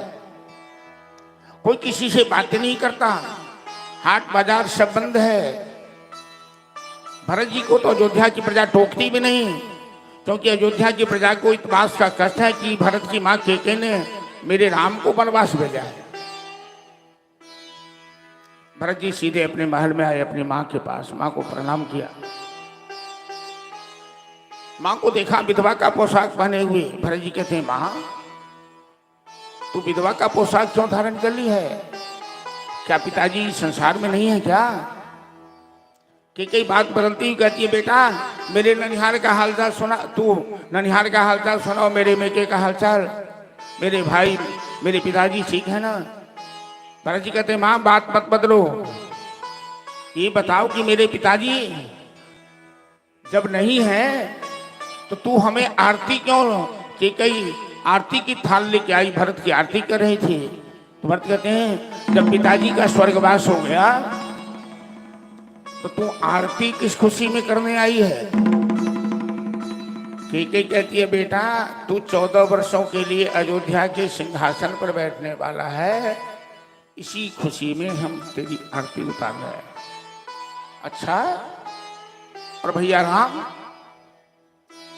हमारे वंश की तो यही परंपरा है कि बड़ा पुत्र, ज्येष्ठ पुत्र ही सिंहासन पर बैठता है।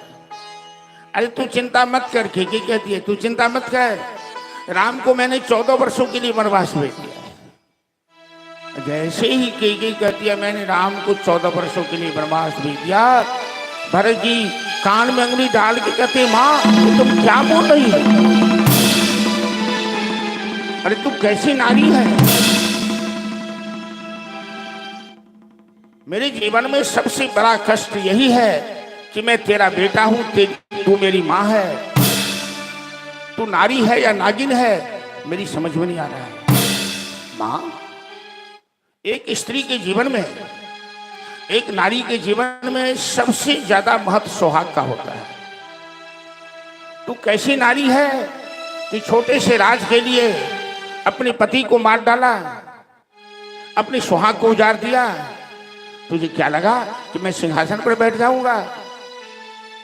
भैया राम जो आज तक अपने दुश्मन का भी अहित नहीं किए, तेरा क्या बिगाड़ा भैया राम ने कि तू उन्हें वनवास भेज दिया? तू जानती है कि मैं भैया राम के बिना नहीं जी सकता हूं। भैया राम हमसे बहुत प्रेम करते हैं। खेल खेल में जब मैं हार जाता था तो भैया जानबूझकर हार जाते थे, हमें जिता देते थे। हारत दाव जिताव ही मोही, ऐसे भाई को तूने वनवास भेज दिया। मां, मैं क्या कहूं? तू मेरी मां है, मैं कुछ नहीं कह सकता, लेकिन मैं समाज के सामने घोषणा करता हूं कि आज के बाद तेरा हमारा कोई संबंध नहीं। न मैं तेरा पुत्र हूं तो तू मेरी मां है। तजहु पिता प्रहलाद विभीषण, बंधु भरत महतारी, बलि गुरु तजो कंत ब्रज बलि तन भय मुद मंगल था। जिनके जीवन में राम का स्थान नहीं, वो व्यक्ति कभी संबंध रखने योग्य नहीं होते। जो राम के द्रोही हो उनका साथ शीघ्र ही छोड़ दो, तभी मंगल है, तभी कल्याण है। भरत ने रामद्रोही केकई से अपना संबंध तोड़ लिया। मां है तो क्या, भगवान से संबंध नहीं बनाने वाला वो न मां पिता हो सकता है, न गुरु हो सकता है। भगवान का स्थान जीवन में सर्वोपरि होता है। भरत शत्रुघ्न गए कौशल्या के पास, कौशल्या के गले से लिपट के भरत जी रोने लगे, कौशल्या भी रोने लगी। माँ, भरत जी कहते हैं, माँ मैं कसम सौगंध खा के कहता हूं, भैया राम को वनवास भेजने में मेरी कोई सहमति नहीं है। यदि मेरा कोई हाथ हो तो मैं गो हत्या का पाप लगे, ब्रह्म हत्या का पाप लगे। कौशल्या कहती है, बेटा भरत तुम क्यों कसम खाते हो? मैं तुम्हें पहचानती हूं, मैंने तुम्हें गोद में खिलाया है। तू भरत के प्राण, तो राम के प्राण के समान प्रिय हो, तू ऐसा कर ही नहीं सकता। और बेटा इसमें केकई का भी दोष नहीं है, समय बलवान होता है, समय के आगे झुकना पड़ेगा, चाहे बड़ा बल वाला, समय का खेल निराला होता है। बेटा भरत तू धैर्य रख, अयोध्या का एकमात्र पतवार तेरे हाथ में है। अयोध्या की सारी प्रजा तेरे ऊपर आस लगाई हुई है। इस शोक सागर में एकमात्र तू ही सहारा हो सकता है। भरत जी कहते हैं, मां जो खुद बेसहारा हो वो किसी का सहारा क्या बन सकता है? मैं तो अनाथ हो गया भैया राम के बिना। कौशल्या कहती है, बेटा भरत तू मेरी ओर देख, मैं कैसी अभागन नारी हूं कि मेरे पति की लाश कुर्सी और बढ़ाती हूँ। लोग सब वहां बैठे थे, कन्हई जी और औकात कुर्सी खाली से पाछा में यहाँ से मोहर चलिए और एक खाली से। तो कौशल्या कहती है, बेटा भरत मैं कैसी नारी हूं, मैं कैसी अभागन हूं। एक तरफ मेरे पति की लाश पड़ी हुई है और मैं आंसू भी नहीं बहा सकती, मैं रो भी नहीं सकती हूं पति के वियोग में, पुत्र वधू के वियोग में, पुत्र के वियोग में, क्योंकि मेरी सौतन ने ये काम किया है। और मैं रोऊंगी तो दुनिया के लोग यही कहेंगे कि केके के कारण कौशल्या रो रही है। बेटा भरत, मेरा तो वही हाल है जो एक पिंजरे में बंद पंछी का हाल होता है। जो पंछी आसमान में उड़ने वाला, डाली से डाली फुदकने वाला, नदी का बहता जल पीने वाला, और ऐसे पंछी को जब कोई पिंजरा में बंद कर लेता है तो पांख फरफरा फरफरा के रह जाता है, आंसू की घोट पी के रह जाता। वो अपना दर्द, अपनी वेदना, अपनी टीस किसी से कह नहीं सकता। पिंजरे के पंछी रे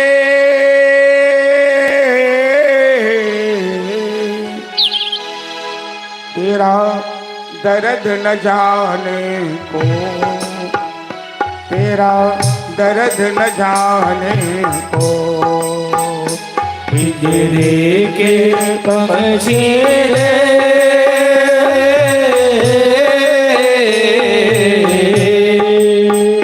तेरा दर्द न जाने को, तेरा दर्द न जाने को।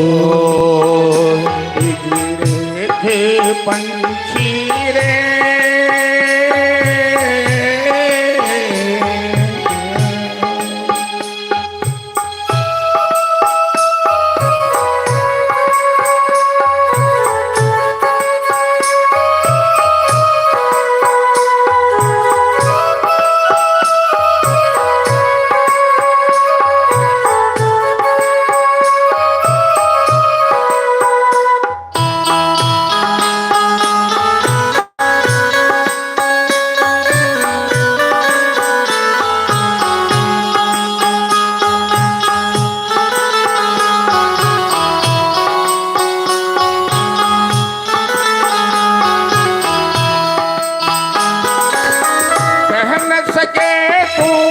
अपनी कहानी, तेरी भी पंछी क्या जिंदगानी रे।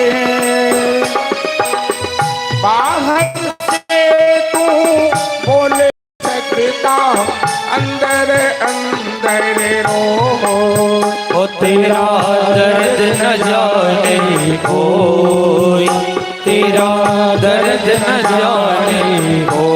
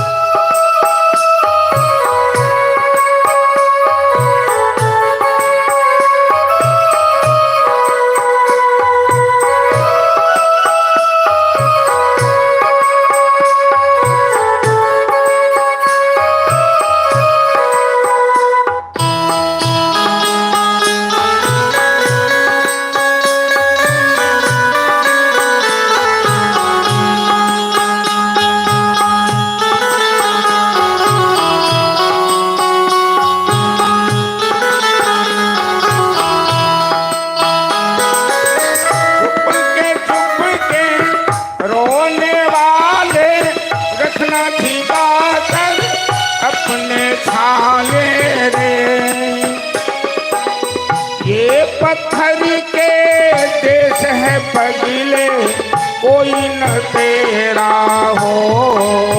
ओ तेरा दर्द न जाने कोई, ओ तेरा दर्द न जाने कोई। पिंजरे के पंछी रे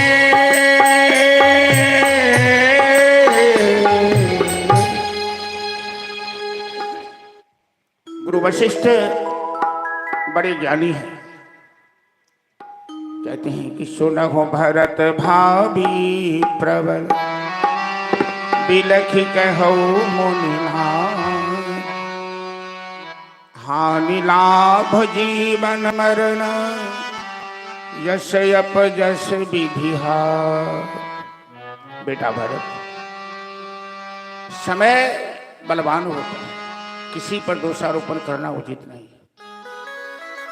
ये विधाता का विधान है और परिस्थिति यही कह रही है कि तुम शोक त्याग कर अपने पिता का अंतिम संस्कार करो। गुरु का आदेश मानकर भरत जी पिता के संस्कार में, अंतिम संस्कार में लग जाते हैं। राम जी गंगा के किनारे इधर खड़े हैं। राम कथा में, राम कथा का महत्व क्यों है? भागवत में तो समय बड़ा कम भेटे छे। राम कथा इतनी गंभीर सागर छे। कहावत है कि कृष्ण कथा लोग के हंसावे छे और राम कथा लोग के कलावे छे। हम तो बहुत संक्षेप में ये प्रसंग के खींच ले लो हैं, नहीं तो ये प्रसंग यदि राम कथा के मंच पर बैसे छी, भगवान के दास रामो कथा हम करे छे, तो राम के वनवास के समय में पंडाल में को आदमी के रुमाल सुखल नहीं रहे छे, भीग जाए छे। ओई प्रसंग के मार्मिक व्याख्या जखन हो लगे छे। राम कथा में एक एक पात्र एहन छे जे आदिवासी, कोल भील, दलित, पिछड़ल, केवट, निषाद, गिद्ध, शबरी, जकरा समाज उपेक्षा के दृष्टि से देखी छे। और राम ओई सबके सम्मान कर रहा छथि, हृदय से लगाबी छथि। तैं राम महान छथिन, राम के आदर्श महान छथि। आई राम की चर्चा, राम के चरित्र के अनुकरण वही लोग करे छे, करबाक चाहिए। केवट जाति के मलाह गंगा जी में नाव चला के जीवन यापन करिए, लेकिन ये केवट राम जी के बड़ा पुरान जन्म जन्मांतर से भक्त है। एक बेर क्षीर सागर में भगवान के दर्शन कर गेल कछुआ बनकर, तो शेष नाग रोक देलखिन, फन काढ़ी के माता लक्ष्मी मना कर देलखिन। आई केवट एकदम तैयार है कि क्षीर सागर में तो हमारा ये दोनों दर्शन नहीं कर दिलन। उम्हर जानकी छथिन लक्ष्मी स्वरूपा आ शेष अवतार लखनलाल, केवटी रहस्य के बुझ रहे छे। लेकिन आई तो राम जी के हम छका के छोड़ब। भक्त भगवान में जखन अरारी होइ छे तो भक्त के हार होइ छन और भगवान भक्त के जीत होइ छन और भगवान के हार होइ छन। कल एक भजन सुने नहीं रही कि अपना मान भले टल जाए, भक्त का मान न टलते। केवट जे नदी गंगा के किनारे नाव रखने रहा, देखने की राम जानकी के बैठ की नाव लोग के बीच नदी में चढ़ गए। राम जी आवाज रखी, ए भैया केवट केवट, अरे नाव लाओ हमें पार कर दो। केवट का जी सरकार नाव में नहीं लाऊंगा। क्यों? पहले जो मैं कहता हूं बात मान लो। मांगी नाव बन केवट आना, जय जय सीता राम हरे, कहीं तुम्हार मरम में जाना। जय जय राधे श्याम हरे, चरण कमल रज गही सब कहीं, जय जय सीता राम हरे, मानुष करन मोरी कछुअहि। जय जय राधे श्याम हरे, चरण कमल रज गही सब कहीं, जय जय सीता राम हरे, मानुष करन मोरी कछुअहि। जय जय राधे श्याम हरे, सुवत शिला भय नारी सुहाई। जय जय सीता राम हरे, हल तेल काठ कठिनाई। जय जय राधे श्याम हरे। सरकार, मैंने सुना है कि आपके चरण की धूल पाने से, लगने से, स्पर्श करने से यद पादाब्ज नखोदकम त्रिजगताम पापौ विध्वंसनम तपासानोपयदंग्रि पद्म रजसा। पत्थर भी नारी बन जाती है। मेरी नाव तो काठ की है, लकड़ी की है, पानी में रहते रहते पुरानी है, शरीर सड़ गई है, कमजोर है।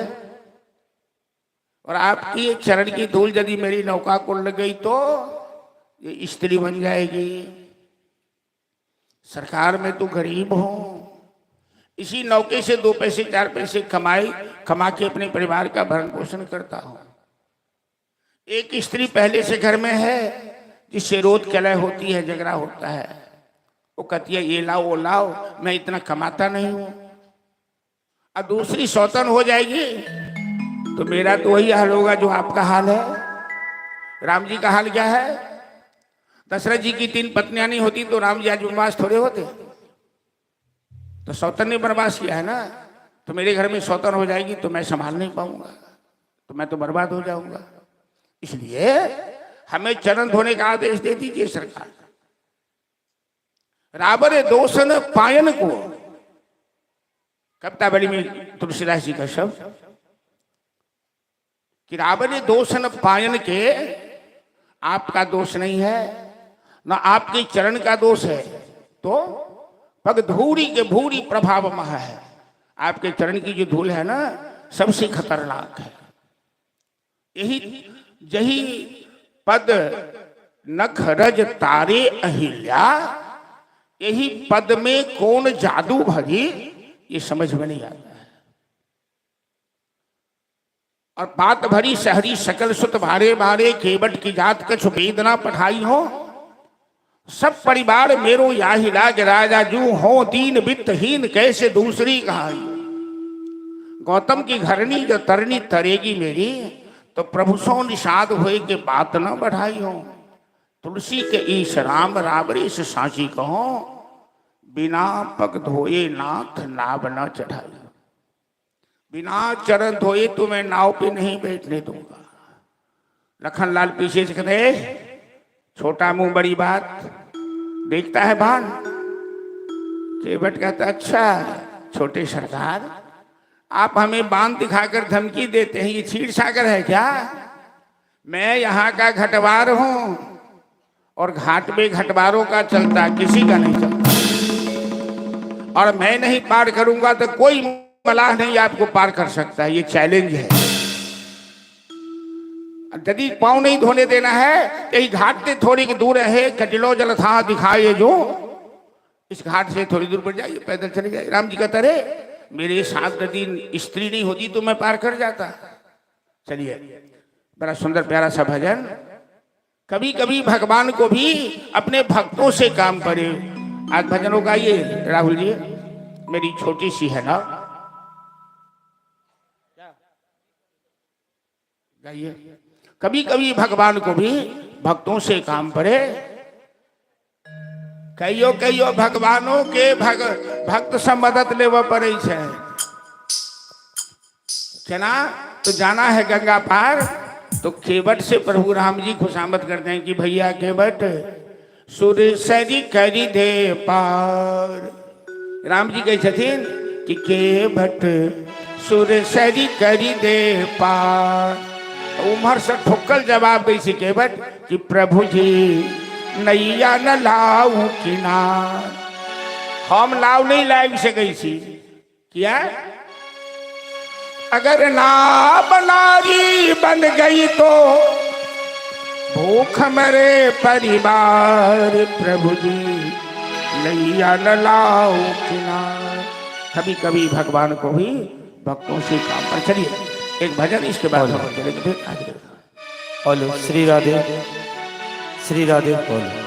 बोल सियावर रामचंद्र की जय। कतबो कथा के भगावो चाहे छे तो यो देरी भइए गेले। आप कृष्ण कथा में चलो, कृष्ण भगवान कृष्ण के जन्म महोत्सव मनावा के है। राम कथा एतेक मार्मिक है जे कनिक जो ओ बस पर कखनो कखनो देखबे लिखल रहे छै कि लटकल तो गेल।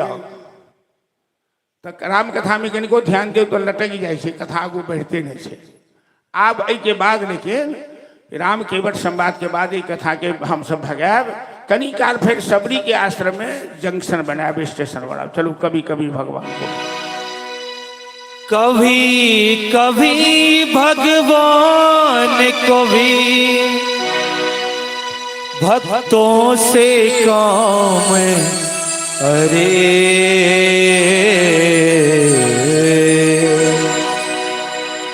जाना था गंगा पार प्रभु के वट की नाव चढ़े, जाना था गंगा पार प्रभु के वट की नाव चढ़े।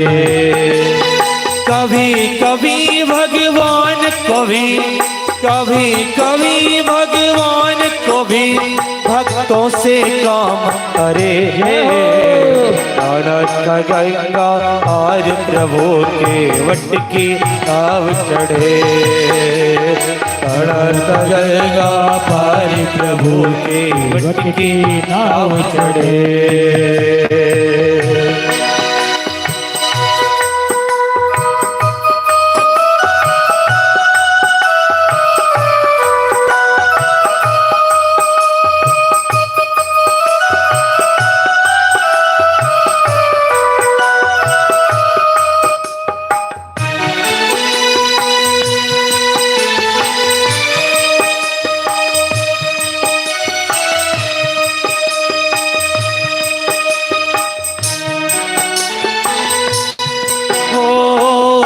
छोर प्रभु वन को ध्याए, सिया राम लखन गंगा तट लाए, केवट मन ही मन हर्षाए, घर बैठे प्रभु दर्शन पाए। हाथ जोड़ प्रभु के आगे, हाथ जोड़ प्रभु के आगे, केवट मगन हरे जाना था गंगा पार प्रभु के वट की नाव चढ़े, जाना था गंगा पार प्रभु के वट की नाव चढ़े।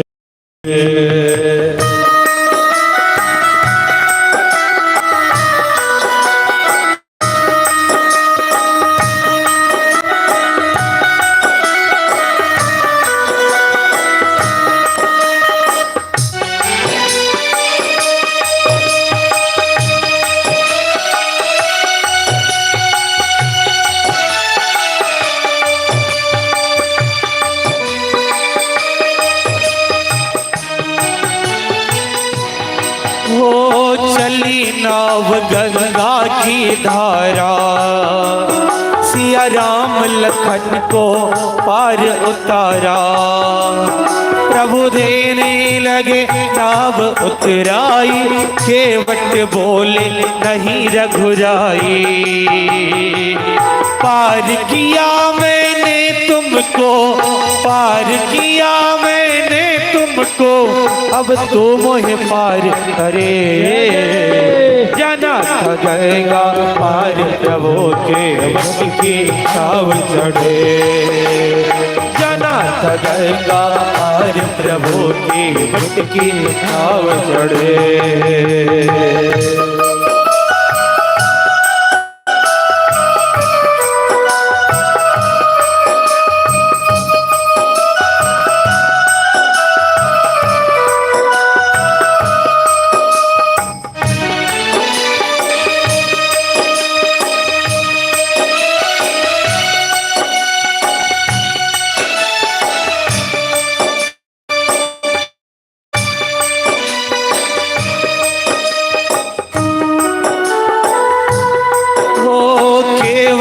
दौर के जल भर लाया, चरण धोए चरणामृत पाया, वेद ग्रंथ जिनके यश गावे, केवट उनको नाव चढ़ाए।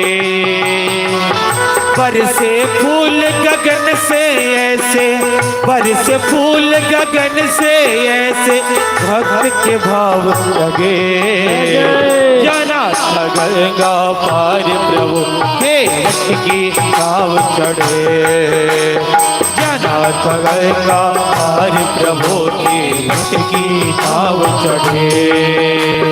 कभी कभी भगवान को भी, कभी कभी भगवान को भी भक्तों से कम करे।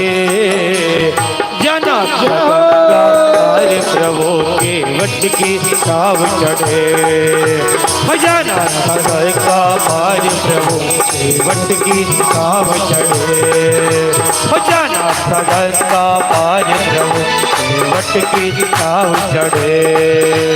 जना गंगा पार प्रभु के वट की छाव चढ़े। जना गंगा पार प्रभु के वट की छाव चढ़े। केवट महाराज की जय। अंत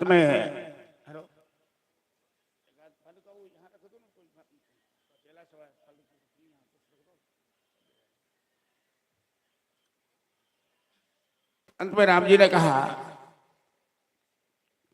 कि जल लाओ, चरण हो, जल्दी पार करो, हमें दूर जाना है। केवट राम रजाय सुपावा, पानी कठौता भरी ले आवा। गंगा के किनारे ये घटना है। तुलसीदास जी की चौपाई पर ध्यान दीजिए कि पानी कठौता भरी ले आवा। केवट ने कठौत में घर से पानी लाकर राम जी का चरण धोया। जब गंगाजल वहां पास में है तो घर से पानी लाने की जरूरत क्या है? भगवान का चरण तो गंगाजल से धोया जाता है, गंगाजल से स्नान कराया जाता है। क्योंकि राम जी मानव के रूप में है तो गंगा जल से चरण धोना मर्यादा के प्रतिकूल है। अति आनंद उमग अनुरागा, चरण सरोज पखारन लागा। बरस समन सुर सकल सिहाई, देवता सब फूलों की वर्षा कर और चरण धोकर चरणान्वित अपने परिवार के सारे सदस्यों को पान कराया। अपने सातों पुरखा का केवट ने उद्धार किया। पितर पार करी प्रभु ही बोले, मुदित गयो ले पार। केवट ने राम जी को गंगा पार किया। दो जगह पे राम जी बड़े लज्जित हुए। ससुराल में कोहबर घर में जाते समय साली सरोजी जब दौड़ छकाई करने आई कि द्वार के झकाई ले गए पहले चुकबियो रघुवंशी लाला, कोहबर में सीधे जनी जाओ। तो राम जी के पास ठन ठन गोपाल किसी नहीं चले। तो मिथिलानी सब गाड़ी पड़ी के सथा ले रखी। केवट को देने के लिए राम जी के पास कुछ नहीं है, लेकिन मिथिला की बेटी राम जी की अर्धांगिनी धर्मपत्नी जानकी साथ में। और जब धर्मपत्नी साथ में हो तो पति देव को लज्जित होने की जरूरत नहीं है। तुरंत जानकी ने अपनी मुद्रिका जो जनक जी ने विदाई के समय जानकी जी के आंचल में दी थी, ये वरुण देवता का दिया हुआ है, करोड़ों की मुद्रिका है। जानकी ने दिया राम जी के हाथ में कि दे दीजिए, इसको पारिश्रमिक दीजिए। कहूं कृपालु लेहु उतराई, केवट चरण गहा अखुलाई। राम जी कहते हैं केवट तुम अपना पारिश्रमिक ले लो। तो केवट दोनों हाथ से राम जी का चरण पकड़ लिया कि आज नाथ में काह न पावा। सरकार कैसी बात आप कर रहे हैं? अरे जन्म जन्मांतर से, कल्प कल्पांतर से मजदूरी करते करते थक गया। ये जीव एक जन्म से नहीं 84 लाख जोनियों में भटका है, चक्कर लगाया है, कभी इसका पेट भरा नहीं। कि कभी, क्योंकि कभी इसने प्रभु की शरणागति प्राप्त नहीं की। जब तक हरि शरणम, हरि की शरणागति प्राप्त नहीं होती तब तक इसका पेट भरने वाला नहीं है। तो केवट कहते हैं आज दिन है विधि भली भल भूरी, आपके दर्शन से अब क्या बाकी रह गया मेरे जीवन में, तो अब कछुनाथ न चाहिए मोरे, आपका दर्शन हो गया, अब हमें कुछ नहीं चाहिए। कवियों का भाव, और कवियों के भाव के रूप में केवट लक्ष्मण जी को चिढ़ाने के लिए कुछ कहता है। सरकार कैसी बात कर रहे हैं, अरे हम आप तो एक ही बिरादरी के हैं, जात पात के हैं ना, तो नाई से न नाई ले, धोबी से न धोबी ले, देख के मजदूरी जात न बिगाड़िए। नाई से नाई, धोबी से धोबी कोई लेता है क्या? तो मल्लाह कहीं मल्लाहों से मल्लाह ही लेता है भैया, मजदूर कहीं मजदूरों से मजदूरी लेता है भैया। लखनलाल कहते हैं केवट मेरे भैया सूर्यवंशी क्षत्रिय हैं, तुम मलाहा की सदा में कहते हो। केवट कहते हैं छोटे सरकार, आप तो क्षत्रिय हैं, सूर्यवंशी हैं, लेकिन आपकी भैया पकिए मलाहा है, मैं तो नकली मलाहा हो सकता हूं, लेकिन मेरे राम जी तो असली मलाहा है। कैसे? तो मैं इस भवसागर के मल्लाह, ये भवसागर के मल्लाह, मैंने नदी को पार उतारा है, भवसागर पार लगा देना। बोल केवट महाराज की जय। जहां त्याग है वहीं परमात्मा का वास।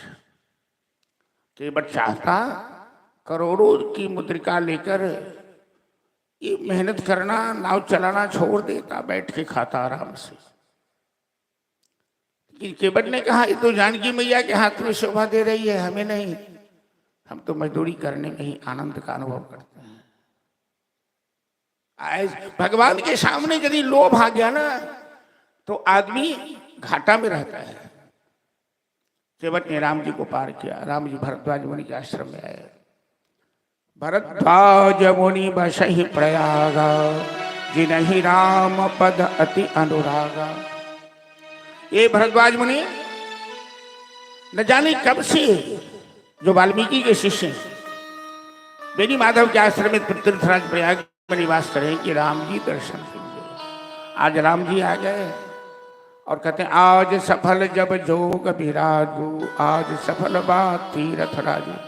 आज मेरा जप जोग विराग तीर्थवास सब सफल हो गया राम जी के दर्शन से, राम जी के आने से। एक रात राम जी विश्राम किए। भरद्वाज मुनि के आश्रम के बाद आए वाल्मीकि आश्रम। वाल्मीकि की चर्चा मैं कर चुका हूं, जो कभी चमड़ घाटी के रत्नाकर नाम के डाकू थे,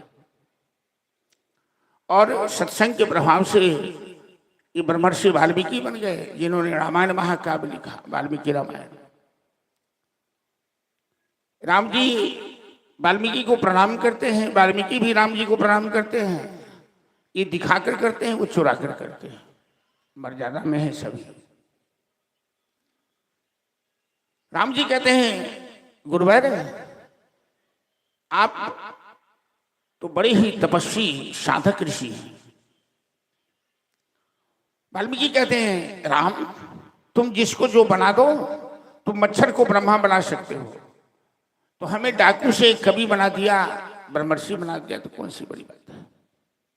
लेकिन राम तुम्हारा चरित्र ही संसार को प्रेरणा देने वाला है। राम तुम्हारा व्रत स्वयं ही काव्य है, कोई कवि बन जाए सहज संभव है।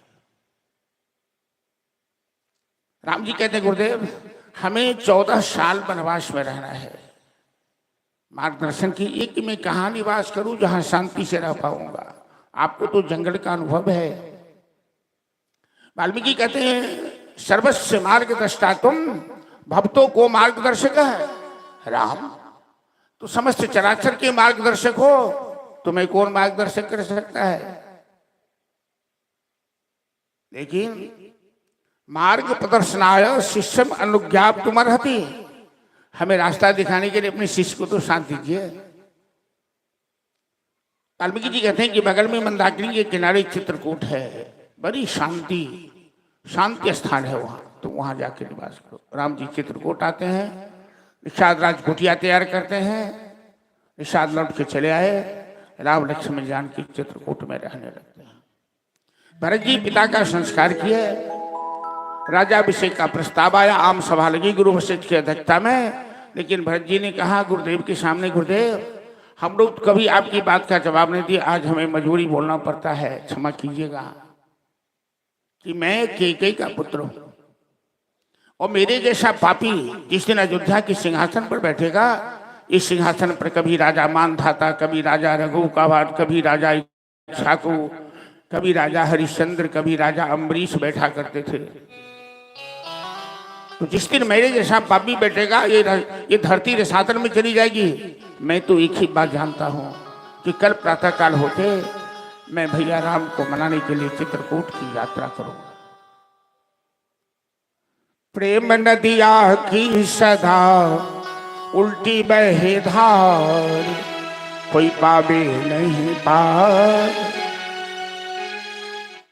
प्रेम नदी की धारा उल्टी बहती है। भरत जी ने जैसे ही चित्रकूट जाने का प्रस्ताव रखा कि पासा ही पलट गया। औरों की तो बात छोड़िए, गुरु वशिष्ठ जैसे ज्ञानी का हृदय दहल गया राम दर्शन के लिए। वो भी कहते हैं कि मेरी भी इच्छा है कि राम से मिलूं। उनकी धर्मपत्नी अरुंधति कहती है मैं भी चलूंगी। अब तो कैकेयी के ऊपर से विघ्नेश्वरी देवी का प्रभाव हटा। कैकेयी कहती है मैंने राम को वन भेजा है तो मैं मना कर लाऊंगी, मैं चलूंगी साथ में। सारे अयोध्यावासी साथ लगे, चतुरंगिनी सेना के साथ। रास्ते में आदिवासी कोल भील रास्ता रोकना चाहता है, बड़े बुजुर्गों से मार्गदर्शन देते हैं। भरत चित्रकूट में आए, राम भरत का मिलन हुआ। मिथिला नरेश जनक जी भी वहां आए। जनक जी जानकी को गले से लगा लेते हैं, पुत्री पवित्र किए कुल दो।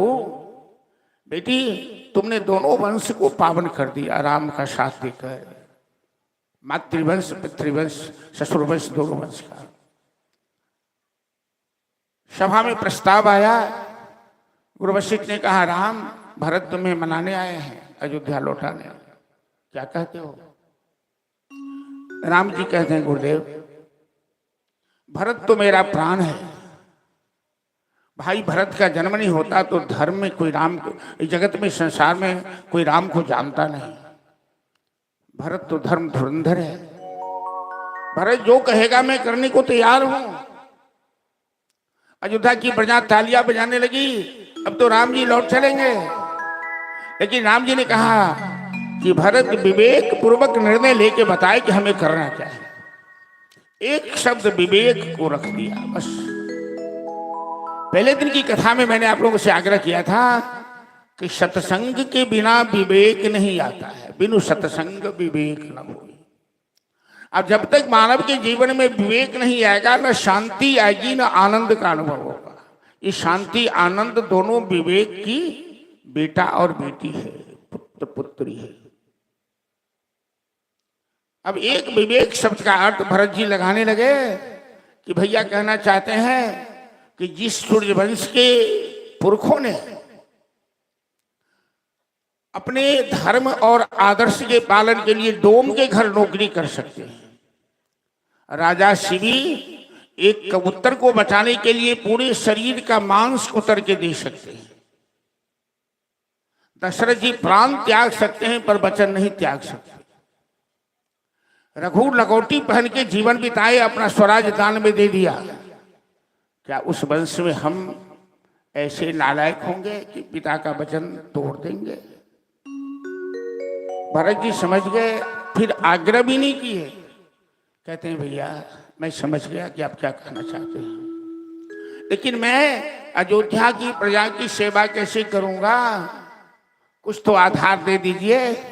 राम जी भी इशारा समझ गए, तो राम जी ने अपनी पादुका राम भरत को दे दी, जो निषाद ने दिया था। खरा मस्तक में रखा भरत जी। अयोध्या लौट के अयोध्या वासियों के साथ आए, सभी देखते रह गए। ये है प्रेम की बात। आते आते राम जी भरत से कहते हैं कि भाई भरत, एक बात याद रखना कि या सुराज प्रिय प्रजा दुखारी, सो नृप अवश्य नरक अधिकारी। जिन राजा के राज में प्रजा दुखी होती है उस राजा को नरक जाना पड़ता है। और भरत जी ने पादुका सिंहासन पे रखा, अभिषेक किया, उस पादुका से प्रेरणा लेते हैं, अयोध्या की प्रजा की सेवा कर रहे हैं 14 साल। जंगल जाके तपस्या करना तो आसान है, लेकिन घर में रहकर, गृहस्थी में रहकर तपस्या करना बड़ी कठिन बात है। भरत ऐसे साधु हैं, ऐसे योगी हैं कि तेहपुर भरत बसत बिनु रागा, चंचरी के जिम चंपक पागा। वो स्वामीदास तुलसीदास जी कहते हैं कि जैसे चंपा के बाग में भौरा नहीं जाता, अयोध्या की जो राज संपदा है, जिसे देखकर देवता भी लालायित, स्वर्ग देवराज इंद्र भी लालायित रहता है, उस संपदा से भरत को कोई मोह नहीं, कोई आसक्ति नहीं। और रात में भरत जी नंदी गांव में विश्राम करते हैं, जमीन पर सोते हैं, गड्ढा छाबाहत धरती खुदाई करके, और प्रजा की सेवा 14 साल दूध पी के, कंदमूल फाके सेवा करते हैं। 12 साल राम वनवास चित्रकूट में रहे। अब लीला संपन्न करनी है, 2 साल बाकी है, तो चित्रकूट से आश्रम त्यागा, अत्रि अनुसुईया के आश्रम में गए। माता अनुसुईया ने सीता को पातिव्रत धर्म की शिक्षा दी।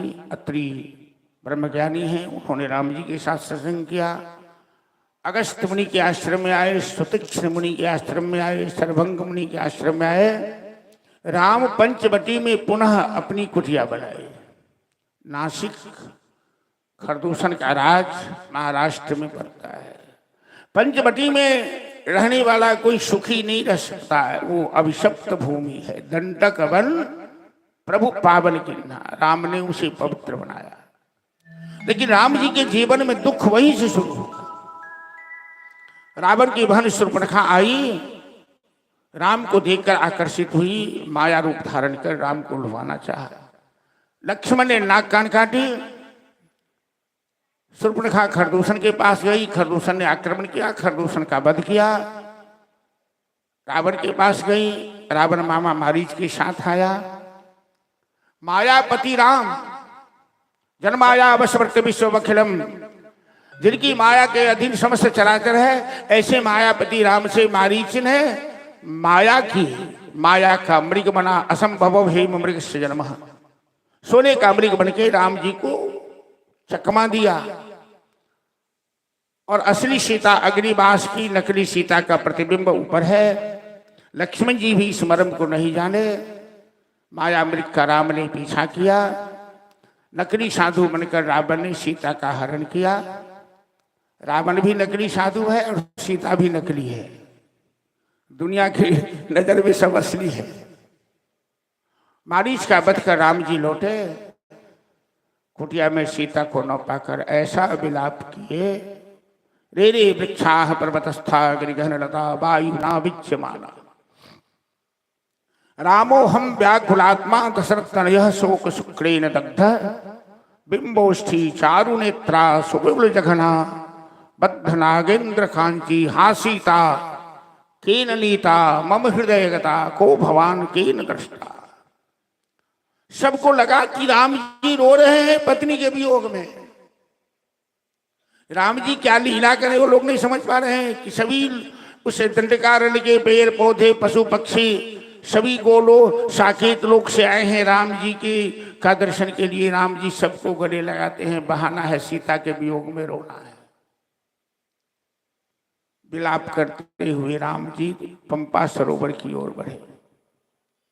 जाति की भीलनी शबरी पंपापुर में रहती है, मतंग ऋषि की शिष्या है।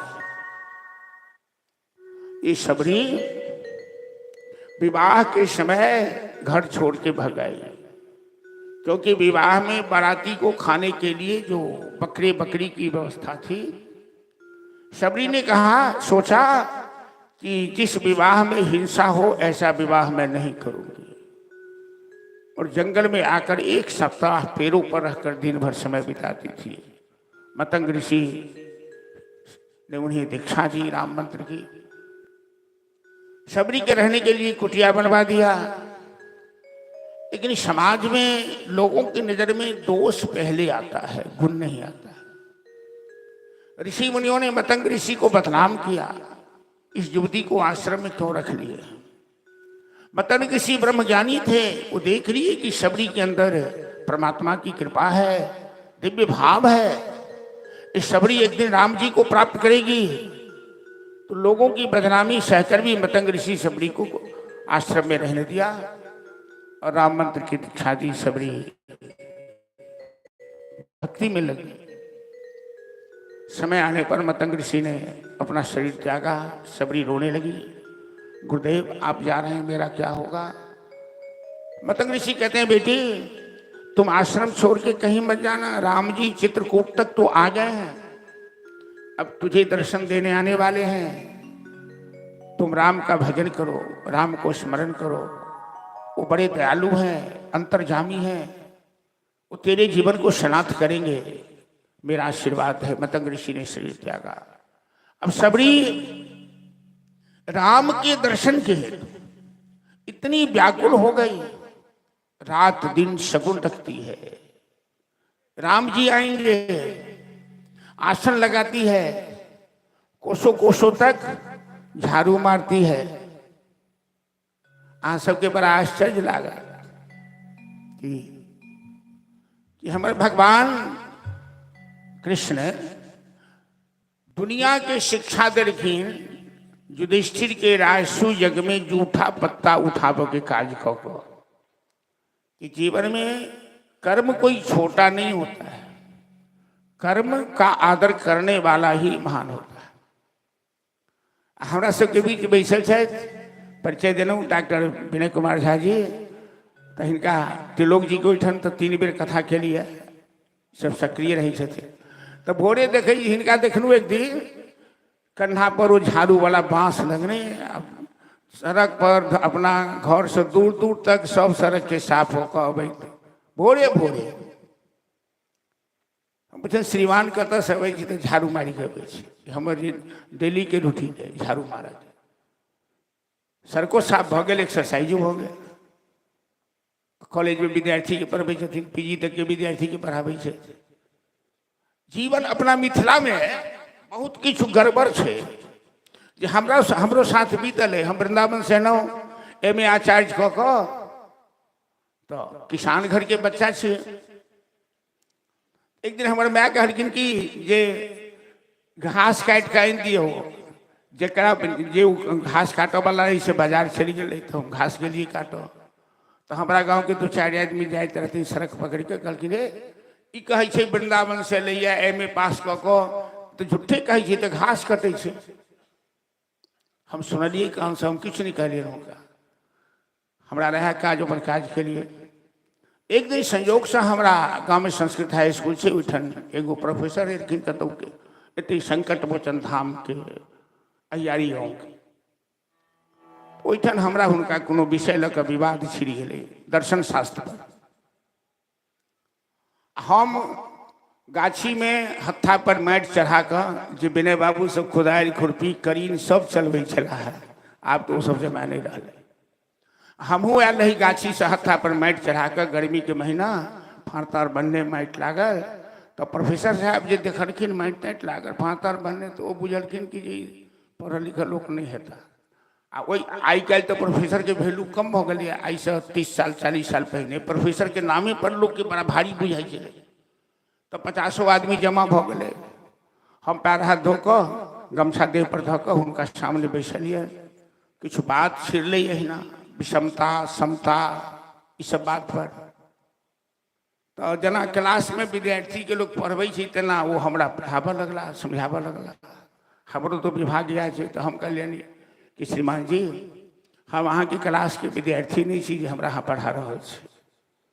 ई चीज अहाँ खैर लंबा संवाद भेलै। तो जे कहने रहे जे झूठे कहे जे पड़ल छै घास कटे देखने, ओहो रहे ओहि सभा में बैसल।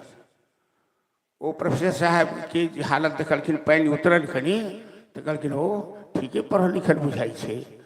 ई प्रोफेसर साहब के पानि पिया दिलकै। कह के मतलब अपना ओठन 2 अक्षर पहले के विद्यार्थी साहब आप पान के सिक्की या वो पान के खिल्ली मुंह में देने, सिक्की दांत में रखने, बबुआनी कर हम पढ़ लिख लेनो तो ये काज नहीं करो। हमारा गांव में 10 आदमी है ना अपना बच्चा के डांटा रखिन जो पंडित जी पढ़ लिख के काज करी छथिन, खेत में कोदारी चलबे छथिन, तू केना नहीं करे तोरो करब पड़तो। वो नौजवान सब कहला जहाँ तक गाँव में आके आफत कर देनो हमरो सबके माय बाप कहिया काज कर ले कर बढ़िया नहीं कहिए। अहाँ सब तो काहिल छी ने। अरे इंटर पास केनो मैट्रिक पास केनो तो की भगला है अहाँ काज नहीं करबे नहीं नौकरी करी छी तो ई धरती के भारे नहीं भेलिए। कर्म छोट नहीं हुई से कह तो सबरी जी ई झाड़ू पर में ई बात लंबा हो गए। सबरी कोसो तय की झाड़ू मारे छली, आसन बिछावे छली, राम जी के वास्ते फल फूल चुन कर लेवे छली। ई भेले अंदर के दिव्य भाव। अब भाव के वश में है भगवान। भगवान भाव के वश में है, दिखावे के वश में नहीं है। आप लाख दिखा लीजिए दुनिया के सामने, भगवान प्रसन्न होने वाले नहीं है। बस एक तुलसी दल भी दीजिए सच्चे दिल से, वो स्वीकार कर लेते। दुर्योधन के 56 व्यंजन को भगवान ने ठोकर मारा। अब विदुर के घर साग आके खाए, कल कथा में परसों की कथा में सुना चुके हैं। तो भगवान के सामने दिखावा मत कीजिए, अंदर से जो करना है कीजिए, सच्चे भाव से सेवा कीजिए। सबरी सच्चे भाव से सेवा कर रही थी, याद कर रही थी, व्याकुल थी। और जिस दिन सबरी के भाव में आके राम जी को याद कीजिएगा तो राम जी को आना पड़ेगा। वो भाव हम लोग के अंदर नहीं आता है, इसीलिए राम जी भी नहीं आते हैं। कौन कहता है भगवान आते नहीं? अरे हम भीलनी भाव से बुलाते नहीं, भीलनी भाव से खिलाते नहीं।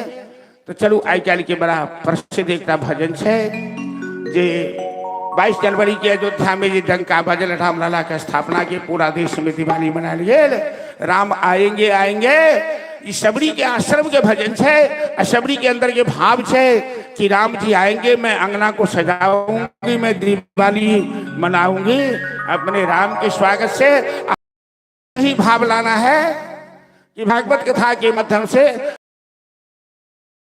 आएंगे, मेरा हृदय रूपी उठेगा। राम जी आएंगे तो जगत प्रकाश से प्रकाशक रामू, मेरा हृदय भी प्रकाशित हो जाएगा। चलो एकदम भजन और 10 मिनट में राम कथा के विश्राम देकर हम सब चलब कृष्ण कथा में प्रवेश करब। चलो सबरी के भजन सब आदमी ताली बजाकर श्रवण करो। बोल सियावर रामचंद्र की जय, सबरी महारानी की जय। मेरी झोपड़ी के भागा खुल जाएंगे, राम आएंगे।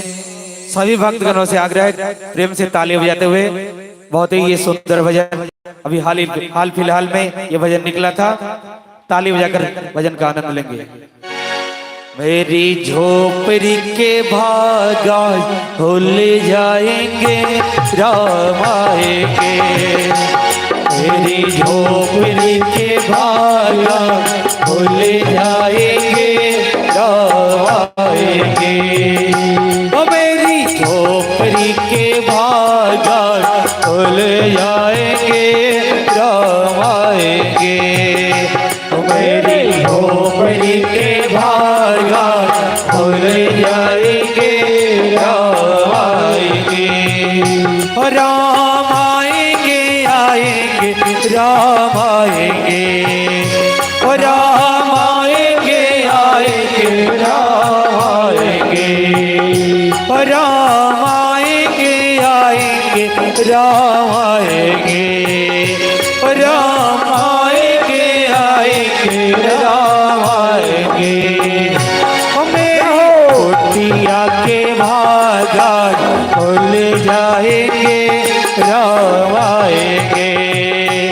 मेरे कुटिया के भागा खुल जाएंगे, राम आएंगे।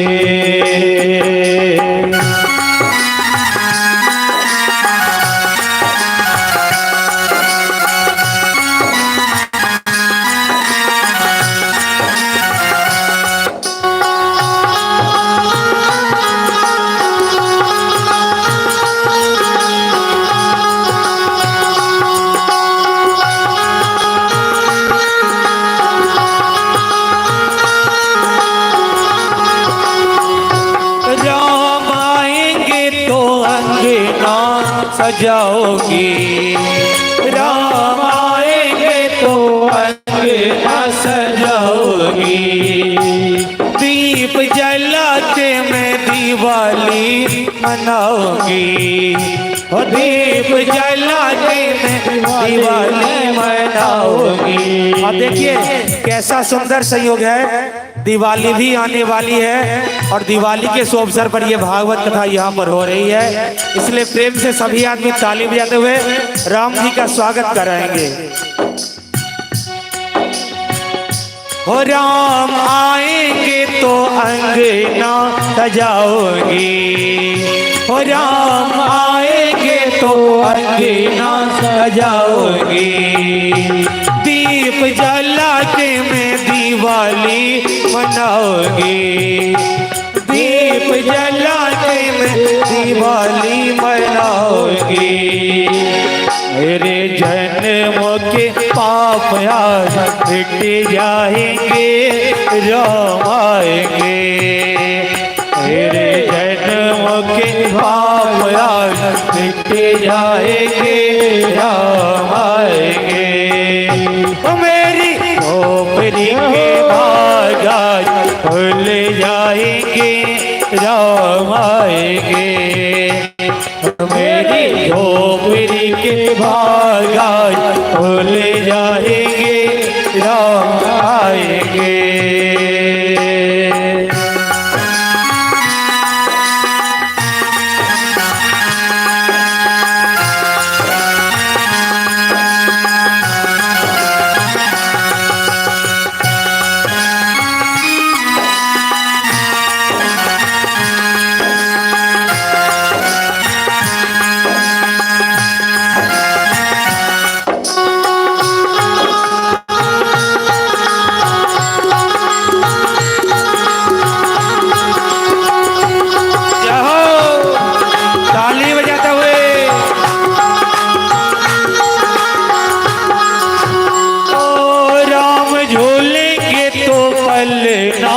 झुलाओगी, राम झूलेंगे तो पालना झुलाओगी। मीठे मीठे मैं भजन सुनाऊंगी, मीठे मीठे मैं भजन सुनाऊंगी। मेरी जिंदगी के सारे दुख मिट जाएंगे, राम आएंगे। मेरी जिंदगी के सारे दुख मिट जाएंगे, राम आएंगे। मेरी खोपड़ी के भाग आज खुल जाएंगे, राम आएंगे। मेरी झोपड़ी के भाग आज खुल जाएंगे, राम आएंगे।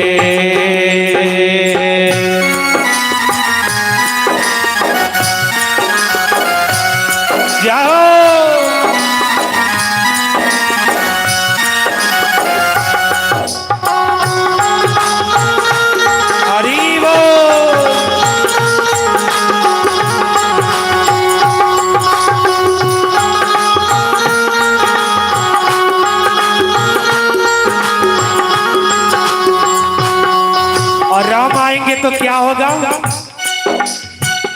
वो मेरा जन्म सफल हो जाएगा, वो मेरा जन्म सफल हो जाएगा।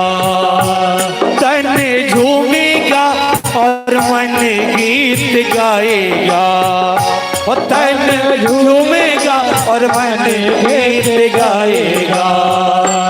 राम सुंदर मेरी किस्मत चमकाएंगे, राम आएंगे। राम सुंदर मेरी किस्मत चमकाएंगे, राम आएंगे। मेरी खोपड़ी के भाग आज खुल जाएंगे, राम आएंगे। मेरी झोपड़ी के भाग आज खुल जाएंगे, राम आएंगे। राम आएंगे आएंगे राम आएंगे, हो राम आएंगे आएंगे राम आएंगे, हो राम आएंगे आएंगे राम आएंगे, हो राम आएंगे आएंगे राम आएंगे। और ऐसे नहीं, दोनों हाथ ऊपर उठा लेंगे। सभी भक्तगणों से आग्रह, दोनों हाथ ऊपर उठाते हुए राम जी का ताली बजाकर स्वागत करेंगे। तेरी झोपड़ी के भागा खुल जाएंगे राम आएंगे, ओ मेरी झोपड़ी के भागा खुल जाएंगे राम आएंगे, ओ मेरी झोपड़ी के भागा खुल जाएंगे राम आएंगे, ओ मेरी झोपड़ी के भागा खुल जाएंगे राम आएंगे, मेरी झोपड़ी के भागा खुल जाएंगे राम आएंगे। बोल सबरी महारानी की जय।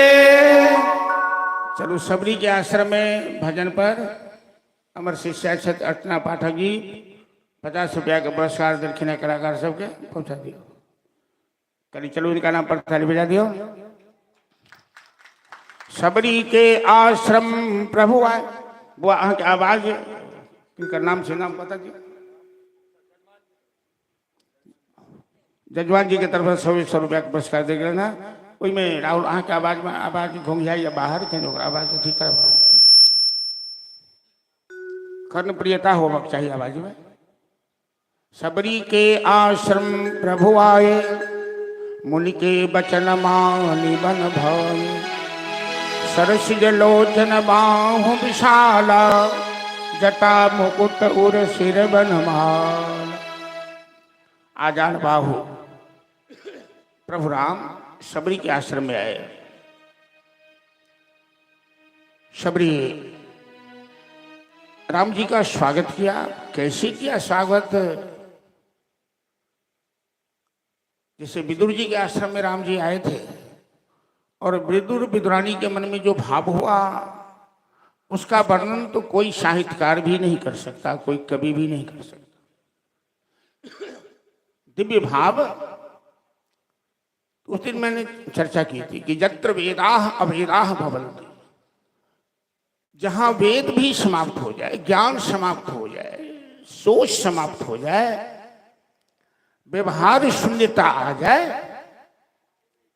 भगवान तभी मिलते हैं जो बुद्धि परतस्तु सह। जहां बुद्धि समाप्त हो तो वहां से भगवान का चिंतन प्रारंभ होता है। तो सबरी इतनी भाव विभोर हो गई राम जी के आने से,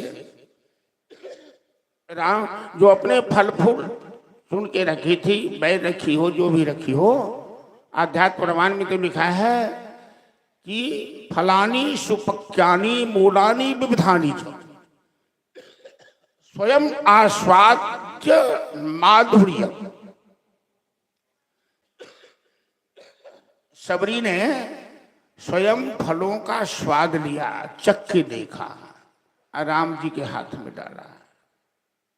मतलब भूल गई सबरी कि राम जी को जूठा नहीं खिलाना चाहिए।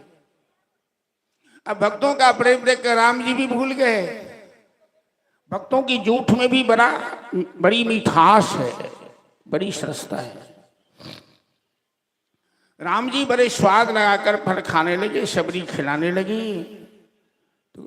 तो आनंद विभोर होकर मेरे राम जी लक्ष्मण के हाथ में देते हैं। बेर बेर बेर खाए करत बखान प्रभु।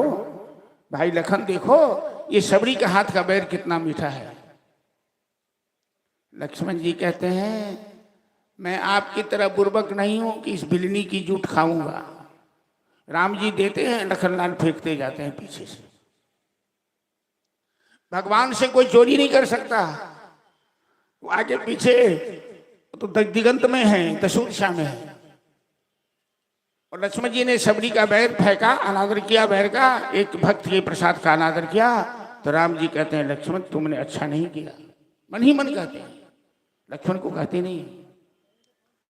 और तुमने मेरे भक्त के प्रसाद का अनादर किया है, ये फल तो तुम्हें खाना पड़ेगा। यही फल तेरे अपराध बचाएगा। वही बैर द्रोणाचल पर्वत पे संजीवनी बूटी बनी, जो मेघनाथ की शक्ति लगने पर हनुमान जी ने धौलागिरी उठा के लाया और संजीवनी बूटी ने लखनलाल की प्राण बचाई। सबरी का उद्धार किया राम जी। सबरी पंपा सरोवर में एक बार स्नान की तो ऋषि मुनियों ने ईंटे पत्थर मारकर घायल कर दिया कि पानी को जूठा कर दिया, पानी छुआछूत की बीमारी है। भगवान को बड़ा कष्ट हुआ कि एक भक्त को ये ऋषि मुनि अपमानित कर रहे हैं, तो सारे जल में कीड़े भर गए, दूषित हो गए आ जाए। राम जी सबरी से कहते हैं, सबरी तुम कुछ हमसे मांग ले, मैं बड़ा प्रसन्न हूं। सबरी कहती है, प्रभु जब आप मिल गए तो अब क्या मांगू, अब क्या बाकी रहा। हाँ, मेरे कारण पंपा सरोवर का जल दूषित है, ऋषि मुनियों को बड़ा कष्ट होता है। संत सरल चित्त, संत की सबसे बड़ी परिभाषा है कि उनका चित्त बड़ा सरल होता है। ऋषि मुनियों ने इन्हीं पत्थर मार के कभी घायल किया था। सबरी कहते ऋषि मुनियों को कष्ट हो रहा है, प्रभु आप अपना चरण स्पर्श करा दीजिए, जो सरोवर का जल स्वच्छ हो जाएगा। राम जी कहते हैं, मेरे चरण में वो शक्ति नहीं है, वो तो मेरे भक्तों के चरण में ही शक्ति है। तो सबरी का हाथ पकड़ कर राम जी ले जाते हैं पंपा सरोवर में स्नान कराने। जैसे ही सबरी उसमें अपना कदम रखती है, चरण रखती है, देखते ही देखते सरोवर का जल स्वच्छ हो जाता है, निर्मल हो जाता है। बोल सबरी महारानी की जय। श्री राम सदा सेवक रुचिरा की, वेद पुराण संत सब सा।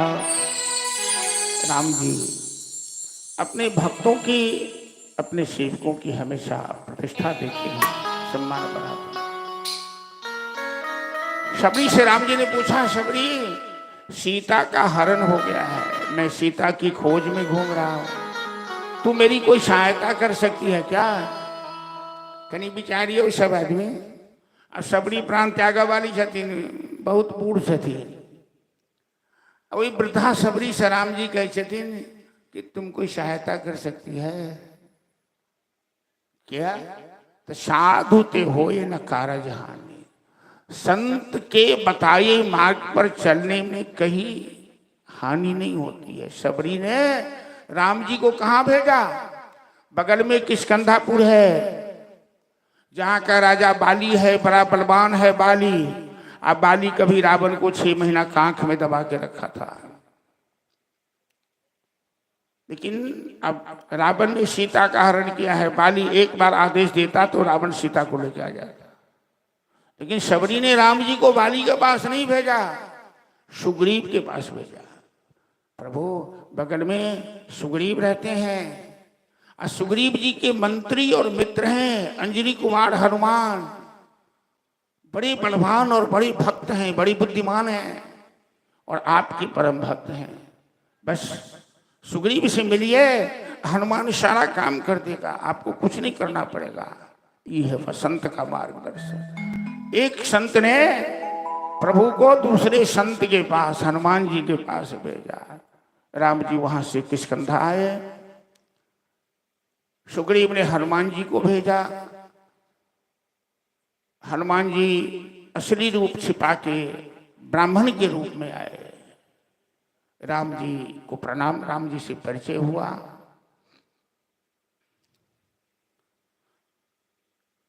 राम कथा में जब भी हनुमान जी का नाम आता है तो फिर जी नहीं मानता है कि हनुमान जी ने कैसे राम की सेवा की, हनुमान जी का चरित्र कितना महान है।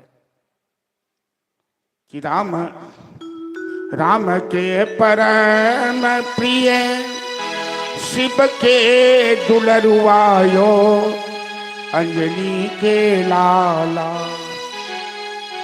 हमरो पर होइयो ने सहाय। अहाँ सबके तो ताली बाजा लगे सुन के इच्छो है, लेकिन हमरा आगू कथा देखो के हम भजन नहीं गवे छी।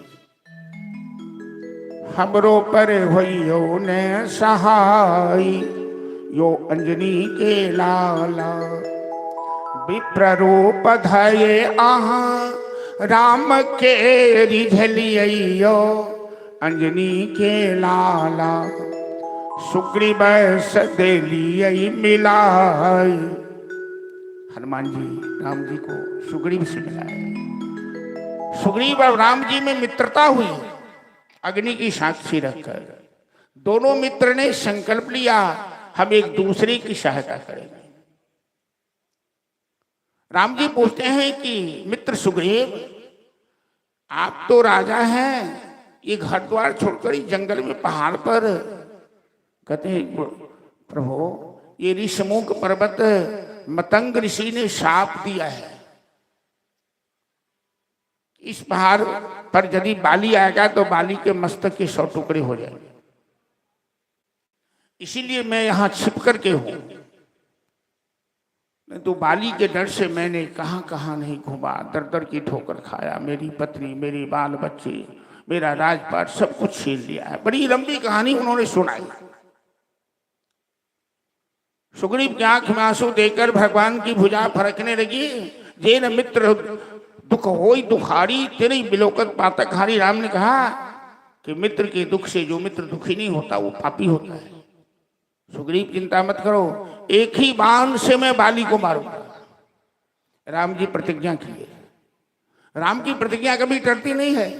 सुग्रीव कहता है प्रभु, अरे आप जितना आसान समझते हैं बाली को मारना उतना आसान नहीं है, उसको वरदान है।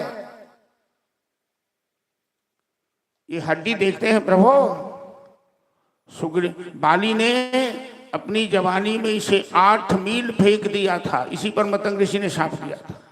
दुंदुभी नाम का राक्षस था जो सबको पराजित किया, बाली से लड़ने आया।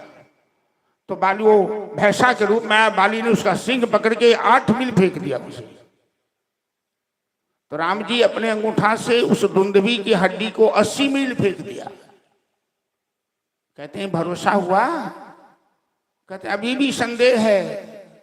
ये 7 पेड़ है न ताल के, एक बाण से जो इस पेड़ को गिरा देगा और बाण तरकस में आ जाए वही बाली को मार सकता है। राम जी ने एक ही बाण से 7 पेड़ को धराशायी किया, बाण तरकस में आ गया। अब सुग्रीव को भेजा, लड़ाई हुई। अंत में राम ने एक ही बाण से बाली को मारा। किष्किंधा का राज सुग्रीव को दिया, बाली को उद्धार किया, अंगद युवराज बने। अब राम की सहायता के लिए सुग्रीव ने चारों दिशाओं में वानरी सेना को भेजा। जो मुख्य सेनापति सब थे उन्हें दक्षिण दिशा में भेजा। नरनील, अंगद, हनुमान, जामवंत भटकते भटकते सब समुद्र के किनारे आए। गीधराज जटायु का भाई संपाति ने, जो जटायु सीता की रक्षा के लिए अपने प्राण की बाजी लगा दी, रावण से लड़ा और प्रभु राम ने जटायु को गोद में उठाकर आंसू बहाया, उनका श्राद्ध किया था। उन्हीं का बड़ा भाई संपाति है। उन्होंने मार्गदर्शन किया। हनुमान जी 100 योजन सागर पार किए,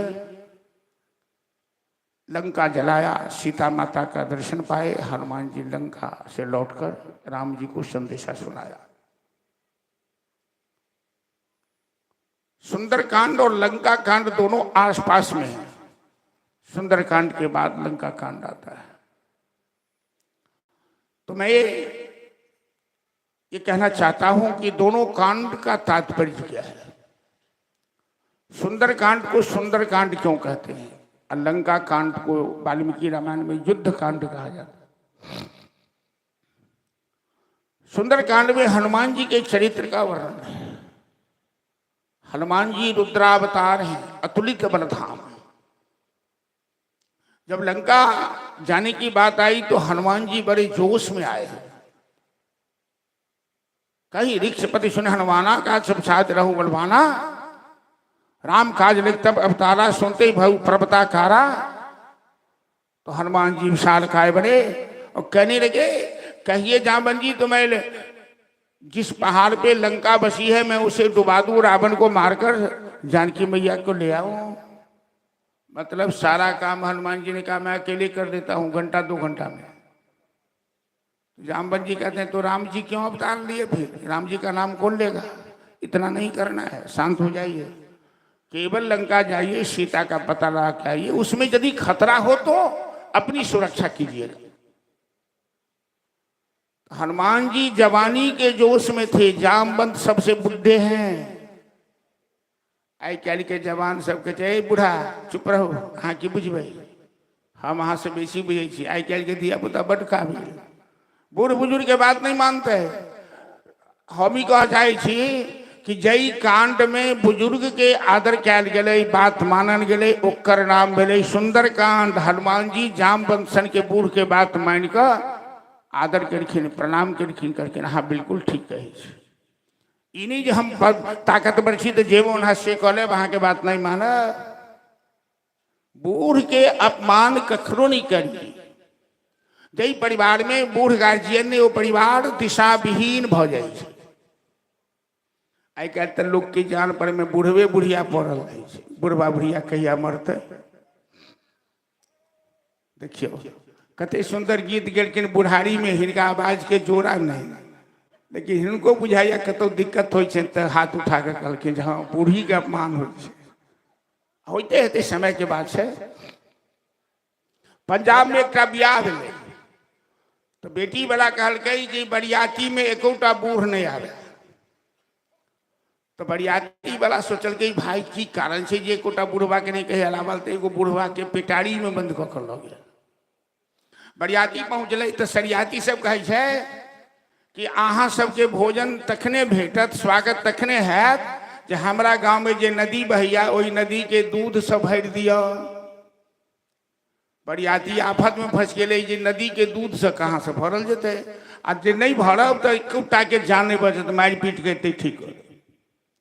सबके संकट भ गए तो सब कहलकै हे पेटारी में जे बूढ़ा बन से बूढ़ा से पूछी जे केना बचब हम सब। तो सब गए बूढ़ा से पूछे जे एहन एहन समस्या आबि गेलै की कयल जाए। तो बूढ़ा कहलखिन ई कोन बड़का बात छै, कहियो गौवा के जे नदी के पानी खाली करू तो हम दूध से भरि देब, ने ओकरा बुते पानी खाली काल पार लगतै, न दूध के जरूरी पड़तै।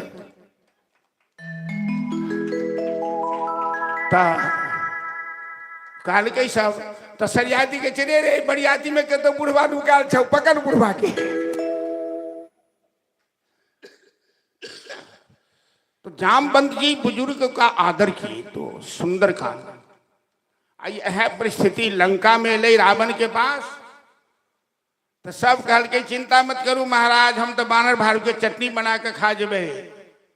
जब राम जी की सेना पहुंचली तखन मीटिंग भेलै लंका में। ओइमे सबसे बूढ़ रहे लंका में रावण के नाना माल्यवान। वो सबसे बाद में बजली सभा में ठाड़ भऽ रावण ये सब ठकुर सोहाती कर रहा है, बंदर भालू को चटनी बना के खा जाएगा। एक बंदर आया तो लंका का सर्वनाश करके चला गया। क्या उस समय इसे भूख नहीं थी, बंदर को पकड़ लेता? किसी की हिम्मत हुई कि उस बंदर के सामने कोई जाता? रावण मैं अनुभव किया हूं, राम से दुश्मनी मत करो, राम कोई मनुष्य नहीं है, वो काल का काल महाकाल है, उनसे संधि कर लो। तो रावण अपना नाना के धक्का मारी कर लात मारी के सभा निकल बुढ़ा सभा के बाहर।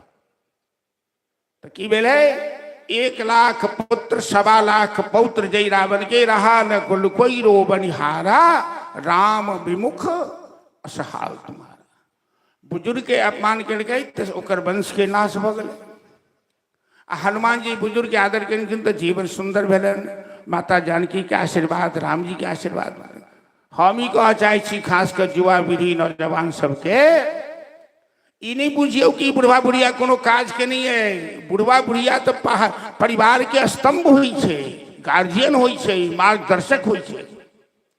तैं गृहस्थी में परिवार में बुजुर्ग के आदर, माता पिता के आदर निश्चित रूप से करवा चाहिए। यदि अपना जीवन में अपने जीवन में सुंदर कांड चाहते हैं तो, यदि लंका कांड चाहते हैं तो रावण जैसा आचरण कीजिए, फिर वही परिणाम होगा, भोगना पड़ेगा। चलो तो हनुमान जी सीता का संदेश सुनाए, राम जी समुद्र में पुल का निर्माण किए, रामेश्वर महादेव की स्थापना किए, विजयादशमी के दिन यात्रा किए, लंका पर विजय प्राप्त कर विभीषण को लंका का राज सौंपा।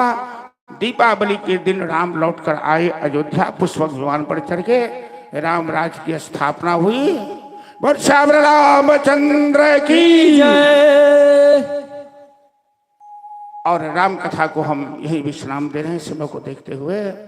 लेकिन एक भजन लोग के सबके बराबर याद आबि जाइ छनि जी राम जी के बानरी सेना के लंका विदा भेले तो बड़ा जोश रहे। आज हमारा समाज में खासकर हिंदू धर्म के लिए, हिंदू धर्मावलंबी के लिए वो जोश सेना जरूरी है। हम दोसर के धर्म के अपमान नहीं करबे, निंदा नहीं करबे, लेकिन हमर धर्म के जे छेड़त, हमर धर्म के जे अपमान करत, हम ओकरा नहीं छोड़बे। तो राम के बानरी सेना से जोश प्राप्त हो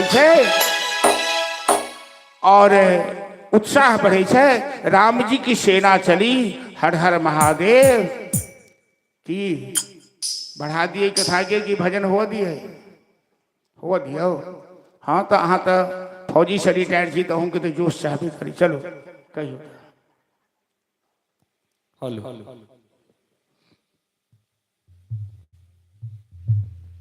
श्री राधे। हेलो बोल सियावर रामचंद्र की जय।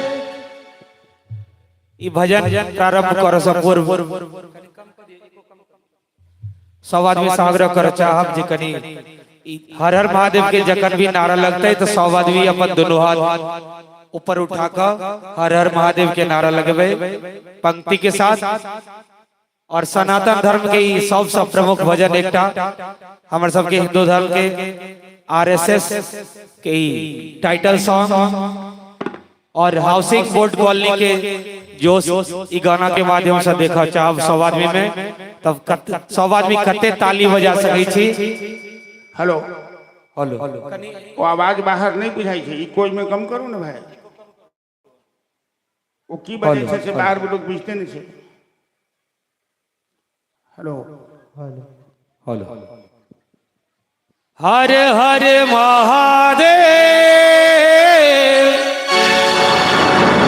हर हर महादेव, महादेव महादेव।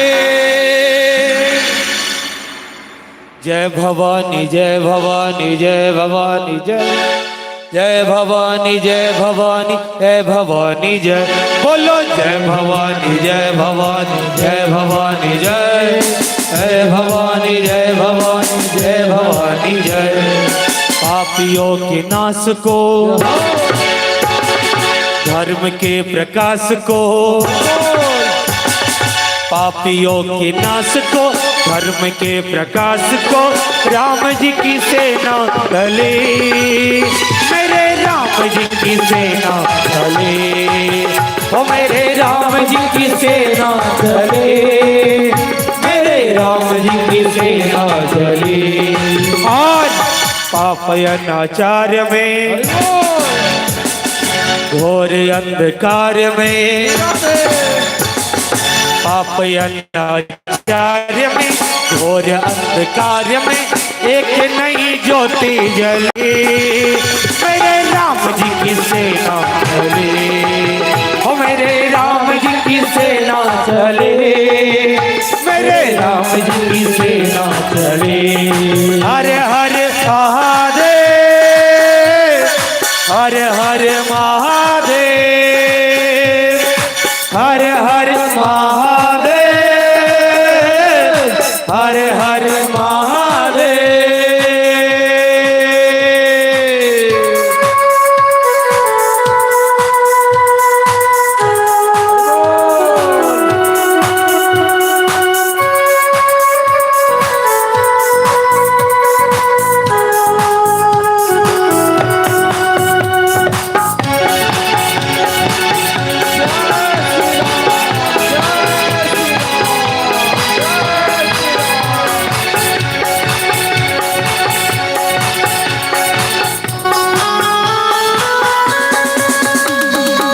निश्चरहीन करेंगे धरती, यह प्रण है श्री राम का, तो यह प्रण है श्री राम का, यह प्रण है श्री राम का। जब तक काम न पूरन होगा, नाम नहीं विश्राम का, नाम नहीं राम का। उसे मिटाने चले हैं जिसका मंत्र वयम रक्षाम का, मंत्र वयम रक्षाम का, मंत्र वयम रक्षाम का। समय आज चला निकट राम और रावण के संग्राम का, रावण के संग्राम का, हो रावण के संग्राम का। जय श्री राम। तीनों लोक धन्य है, देवता प्रसन्न है। तीनों लोक धन्य है, देवता प्रसन्न है। आज मनोकामना फले, मेरे राम जी की सेना चले, ओ मेरे राम जी की सेना चले, मेरे राम जी की सेना चले। हर हर महादेव, हर हर महादेव,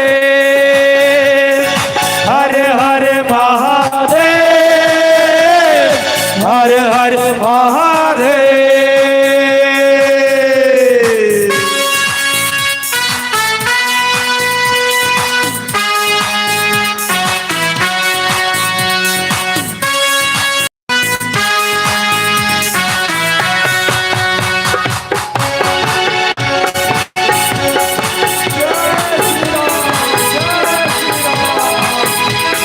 जय श्री राम, जय श्री राम, जय श्री राम, जय श्री राम।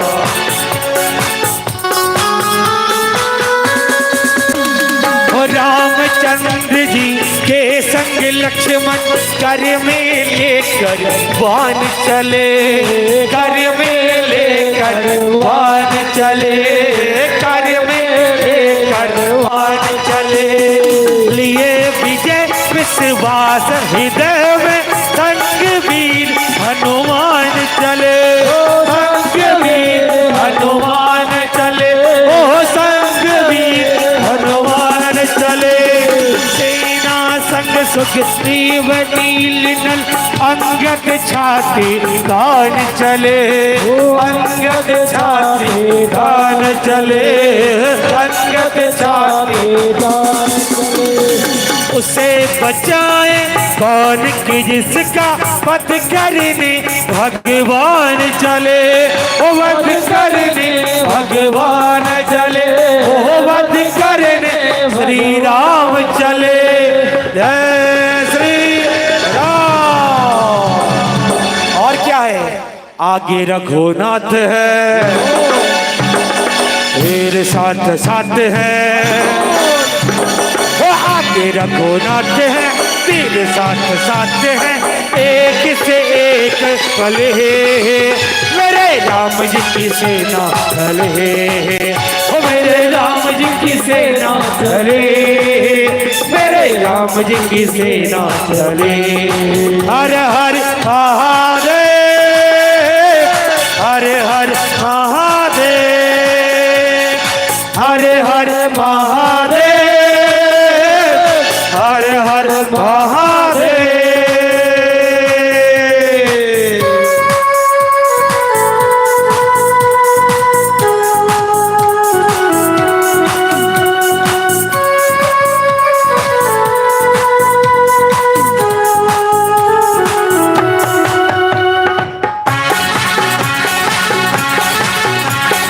जय श्री राम, जय श्री राम, जय श्री राम, जय श्री राम, जय श्री राम, जय श्री राम, जय श्री राम।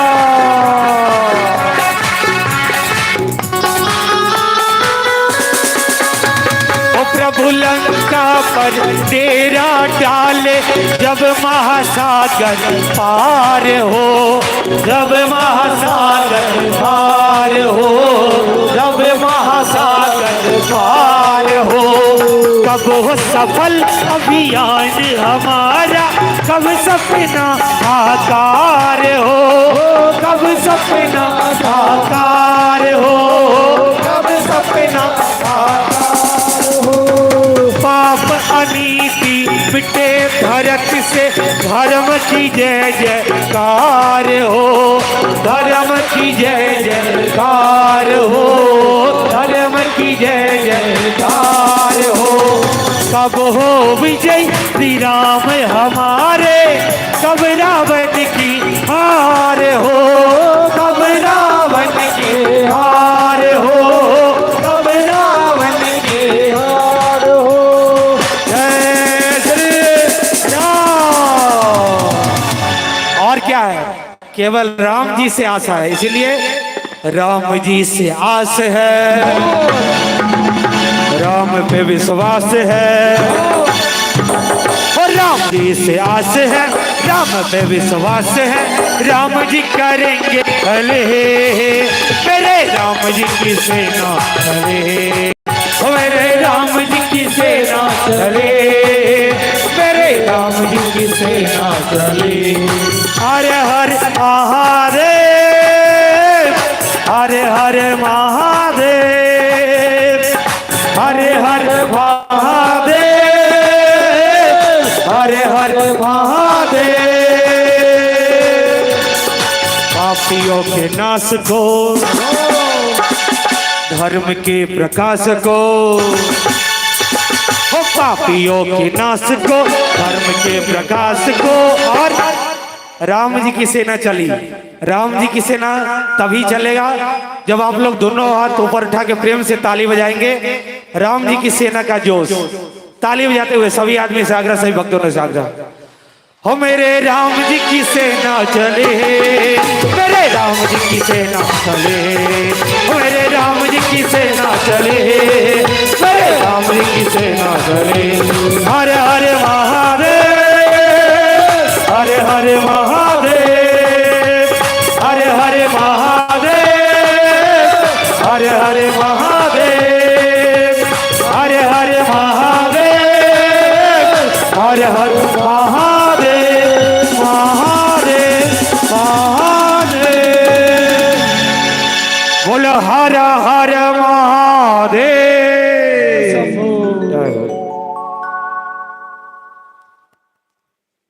हाउसिंग कॉलोनी के जोश कम नहीं देखल गया, पूरा देखल गया।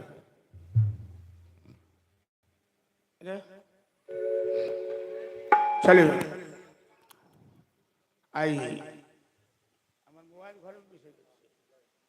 आई सनातन धर्म के ऊपर जो एक प्रकार की खतरा भी है।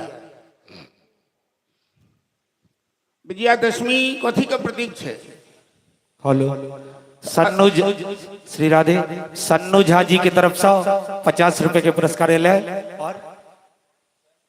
और जजमान जी के नाती स्वयं कुमार जी की तरफ से 101 रुपया के पुरस्कार। करें जोरदार ताली बजा दी इनका नाम पर, बहुत बहुत धन्यवाद।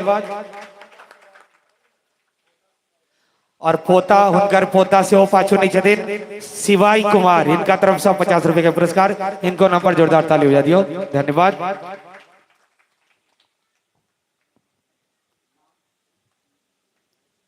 हाखन घबराओ नहीं, कन्हैया के बधैया में से हो देव के यहाँ सबके बधैया बाकी छे। आप कनी काल में बधैया शुरू है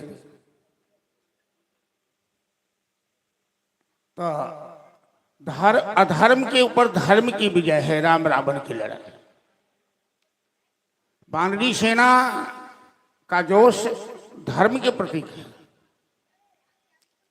हर हर महादेव का नारा धर्म की रक्षा के प्रतीक है।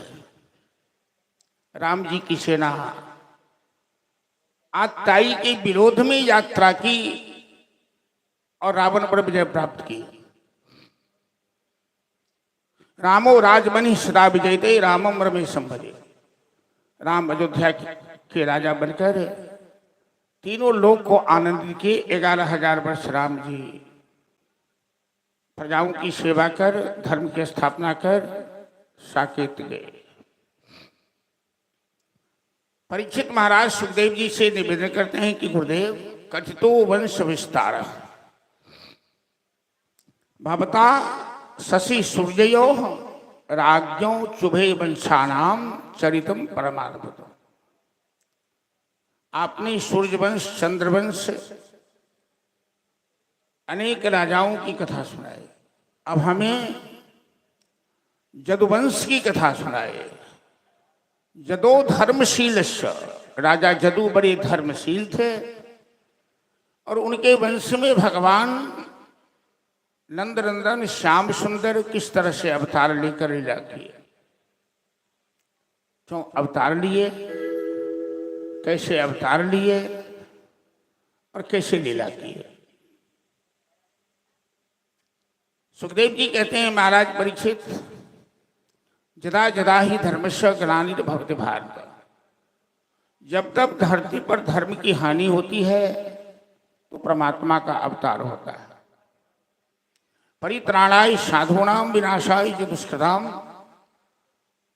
संत महात्मा धर्म की रक्षा के लिए, अत्याचारी दुराचारियों के विनाश के लिए भगवान अवतार लेते हैं।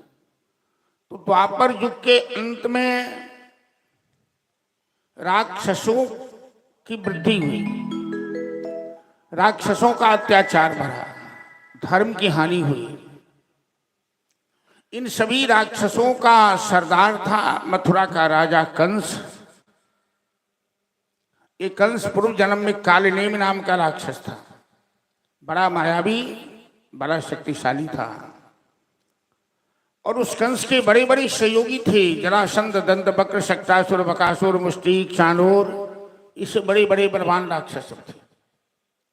इन सभी राक्षसों ने धरती को आतंकित कर रखा था। सबने भगवान से प्रार्थना की, ऋषि मुनि, धरती, और भगवान ने आश्वासन दिया कि कंस का अंत होने वाला है। उन्होंने अपने परिकरों को, अपने भक्तों को आदेश दिया कि ब्रजमंडल में बंदर बनकर, भालू बनकर, मयूर बनकर, गाय बनकर, बछड़े बनकर, ग्वाल बाल बनकर सभी जन्म लो मेरी लीला में भाग बैठाने के लिए। कंस अपनी चचेरी बहन देवकी से बड़ा प्यार करता था। कंस ऐसा क्रूर था कि अपने पिता उग्रसेन को कारागार में बंदी बनाकर यदुवंशियों का राज सिंहासन प्राप्त कर लिया था। अपनी बहन देवकी का विवाह कंस ने वसुदेव जी के साथ किया। बड़े प्रेम से अनेकों उपहार के साथ विदाई कर रहा है। स्वयं रथ का संचालन करा, पति प्रतिक्रम निग्रह लगाव अपने हाथ में पकड़ कर कंस देवकी को शिक्षा देते हुए वसुदेव जी भी रथ पर बैठे हैं, विदाई कर रहा है। द्वापर युग के अंत की घटना है। भगवान यदुवंश में अवतार लेके आकाशवाणी हुई कि अशास्तु अष्टमो गर्भ हंतायाम बहुशोभुधा। कंस, जिस देवकी से तुम इतना प्यार करते हो उसी देवकी का आत्मा पुत्र तेरा काल होगा। आकाशवाणी सुनते ही कंस तिलमिला उठा, म्यान से तलवार खींचा, देवकी की बेनी पकड़ी और वध करने को तैयार हो गया। वसुदेव जी बगल में हैं। वसुदेव जी कहते हैं, कंस से तुम क्या कर रहे हो? ये तेरी बहन है, तुमने अभी इसका ब्याह किया है, इसके हाथ में मेहंदी लगी है और तुम इसका वध करना चाहते हो। इसका पुत्र मेरा काल होगा, मैं इसे जिंदा नहीं छोड़ूंगा, नहीं जिंदा रहेगी न पुत्र जन्म लेगा। वसुदेव जी कहते हैं कि अरे जातस्य ध्रुव मृत्यु ध्रुव जन्म मृत्यु, जो जन्म लेगा उसे तो मरना है, तो तुम मृत्यु से डर कर ये अत्याचार क्यों करना चाहते हो? क्या देवकी का पुत्र तुम्हें नहीं मारेगा, वध नहीं करेगा तो तुम कभी नहीं मरेगा क्या? लेकिन कंस अपने विचार पर आरूढ़ था कि मैं इसे जिंदा नहीं छोड़ूंगा। वसुदेव जी ने मन में सोचा, किम तो सहवन साधूनाम विदुषाम किम अपेक्षितम किम अकार्यम कदर्जानाम किम दुस्तजम धृतात्मना। ये कंस बड़ा नीच है, ये किसी भी प्रकार की नीचता कर सकता है, युक्ति से काम लेना चाहिए। तो वसुदेव जी ने कहा, कंस तुम्हें देवकी से भय है या देवकी के पुत्र से? मैं वचन देता हूं कि देवकी जो भी संतान को जन्म देगी हम तुम्हें सौंप देंगे। तुम स्त्री हत्या मत करो, स्त्री हत्या बड़ा पाप है। भगवान की प्रेरणा से कंस को समझ में आई बात। कंस को विश्वास था कि वसुदेव जी झूठ नहीं बोलते हैं, उन्हें छोड़ दिया। समय पर देवकी ने बालक को जन्म दिया। वसुदेव जी अपना वचन पालन करते हुए बालक कंस को सौंपा। 6 बच्चे को समयानुसार देवकी ने जन्म दिया और ये 6 के 6 बच्चे देवकी के सही सलामत हैं। कंस के दिल में दया गई, इन बच्चों को कंस ने मारा नहीं, भांजा है। कंस ये सोचने लगा कि मेरा काल तो 8वां होगा, तो इन बच्चों को मारकर हमें क्या मिलेगा। नारद जी ने सोचा, नारद जी तो भगवान की आत्मा है, भगवान के मन है, जो भगवान चाहते हैं तो नारद जी वही करते हैं। कि कंस तो बहुत पाप कर चुका है, हजारों लोगों को मौत के घाट उतार चुका है, अब इसके दिल में दया गई है तो अभी इसका पाप का घड़ा भरा नहीं, और यदि इसके पाप का घड़ा नहीं भरेगा तो भगवान अवतार नहीं लेंगे, भगवान कंस को मारेंगे नहीं। भगवान तो तभी किसी को दंड देते हैं जब उसका पाप का घड़ा भरता है। तो नारद जी कंस के पास आए, कहने लगे कंस ये बच्चे कौन है? कहा मेरा भांजा है, देवकी का पुत्र है। तू आकाशवाणी भूल गया क्या? कंस ने कहा आकाशवाणी में तो देवकी के 8वें पुत्र के विषय में कहा गया है, ये तो अभी 6ठे नंबर तक का है। नारद जी इतने कुशल हैं कि अष्टदल कमल लेके कंस को ऐसे समझाया, उसकी बुद्धि को दिग्भ्रमित कर दिया कि 8वां, पहला, दूसरा, तीसरा कहना जहां से गिनो वहीं से 8 हो जाता है। अंक का नाम वाम तो गति, अंक की गिनती कभी कभी उल्टी होती है। कंस की बुद्धि चकरा गई, नारद जी अंतर ध्यान हो गए। कंस ने इन 6 बच्चों का वध कर दिया। वसुदेव देवकी के ऊपर से कंस का विश्वास भी हट गया और कंस उन्हें हथकड़ी बेड़ी डालकर कारागार में बंदी बना दिया। देवकी ने कारागार में गर्भ धारण किया, 7वां गर्भ धारण किया। देवकी के 7वें गर्भ में स्वयं शेष भगवान आए, शेषावतार। भगवान ने जोग माया भगवती को आदेश दिया कि देवकी के 7वें गर्भ में मेरा अंशावतार है, उसे देवकी के गर्भ से हटाकर वसुदेव की दूसरी पत्नी है रोहिणी, जो नंद महल में रहती है गोकुल में, कंस से छिपकर उनके गर्भ में स्थापित कर दो। 7 महीने ये बालक रहा देवकी के गर्भ में।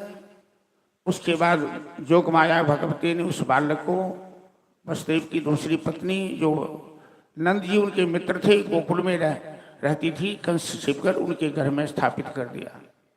भादो मास द्वादशी तिथि शुक्ल पक्ष के दिन रोहिणी ने एक बालक को जन्म दिया। ये बालक आंखें नहीं खोलता है, उत्सव मनाया गया। महीनों बीत गए, बालक आंख नहीं खोल रहा है। तो मैया यशोदा को, रोहिणी को सबको चिंता हुई, ये बालक अंधा होगा, छोड़दास होगा। संयोग से शांडिल मुनि आए इनके घर। तो मैया यशोदा ने कहा बाबा इस बालक का भविष्य देखिए जरा, आप तो बड़ी ज्ञानी हैं, ये अंधा होगा, सूरदास होगा। शांडिल मुनि ने ध्यान लगाकर बताया ये बालक तो बड़ा पराक्रमी होगा, अद्भुत बालक है, लेकिन ये आंखें बंद करने की वजह है। ये आंखें क्यों बंद कर रखा है? इसके इष्ट देव आने वाले हैं, यशोदा के गर्भ से जन्म लेने वाले हैं। क्या करें बाबा? यशोदा की उम्र 80 साल की है, अभी तक कोई संतान नहीं है। अब इस बुढ़ापे में यशोदा बालक को जन्म देने वाली है। शांडिल मुनि कहते हैं हाँ, बालक को ही नहीं, अद्भुत बालक को जन्म देने वाली है, ये मेरी भविष्यवाणी बता रही है। और उसके बाद ही ये बालक आंख खोलेगा। इस बालक के इष्ट देव होंगे वो बालक, क्योंकि शेष भगवान के आराध्य देव तो नारायण हैं और नारायण यशोदा के गर्भ से प्रकट होने वाले हैं, ऐसा शांडिल मुनि कहना चाहते हैं। इसके लिए सारे गोकुलवासी को व्रत करना पड़ेगा, अपना अपना पुण्य समर्पित करना पड़ेगा। एकादशी व्रत, कात्यायनी भगवती की उपासना। शांडिल मुनि तो चले गए और सारे गोकुलवासी कात्यायनी भगवती की उपासना करने लगी। कात्यायनी महामाये महायोगिन्यधीश्वरी। और व्रत करके अपना अपना पुण्य अपना अपना व्रत सभी नंद यशोदा के निमित्त समर्पण करने लगे। राजा परीक्षित ने पूछा कि गोकुलवासी नंद यशोदा के निमित्त अपना अपना पुण्य समर्पित क्यों करना चाह रहे हैं, इतना प्रेम क्यों है लोग। सुखदेव जी कहते हैं महाराज, नंद जी उस जीव का नाम है जो सबको आनंद देते हैं, आनंदित करते हैं। नंद जी अपने कर्तव्य और व्यवहार से कभी किसी को किसी प्रकार का कष्ट नहीं दिया। यशोदा उस बुद्धि का नाम है जिसके अंदर भेद नहीं है, जो कभी किसी की शिकायत नहीं करती है। जस देने वाली बुद्धि का नाम ही यशोदा है। और जहां नंद यशोदा जैसे जीव रहते हैं, ऐसे स्थान को ही गोकुल कहते हैं, जो हृदय का प्रतीक है। और भगवान भले ही कंस के कारागार में जन्म ले, लेकिन लीला गोकुल आकर करते हैं, क्योंकि भगवान तो प्रेम के भूखे हैं। मथुरा कंस की नगरी है, कंस के दिल में दया नहीं, कंस के दिल में प्रेम नहीं, मथुरावासी के दिल में प्रेम नहीं, तो भगवान गोकुल आकर लीला करेंगे, यही कारण है। तो सारे गोकुलवासी नंद यशोदा के निमित्त अपना अपना पुण्य समर्पित करने लगे। और यहाँ भी पंडाल में जितने भी श्रद्धालु माँ बहन बच्चे बूढ़े नौजवान सब उपस्थित हैं, सबके मन में अभी एक ही भाव है कि जल्दी कन्हैया आए, कन्हैया की झांकी निकले, चॉकलेट लुटाया जाए, बधैया का कार्यक्रम शुरू हो। तो सब आदमी प्रेम से पहले भगवान को पुकारिए, और भगवान शीघ्र ही आने वाले हैं। बड़ी देर भई नंदलाला, तेरी राह तके ब्रजवाला। बड़ी देर भई नंदलाला, तेरी राह तके ब्रजवाला। बड़ी देर भई नंदलाला, तेरी राह तके ब्रजवाला। ओ बड़ी देर भई नंदलाला, तेरी राह तके ब्रजवाला। बाल बाल एक से पूछे, बाल बाल एक से पूछे, कहाँ है मुरली वाला रे। बड़ी देर भई नंदलाला, तेरी राह तके ब्रजवाला। बड़ी देर भई नंदलाला, तेरी राह तके ब्रजवाला।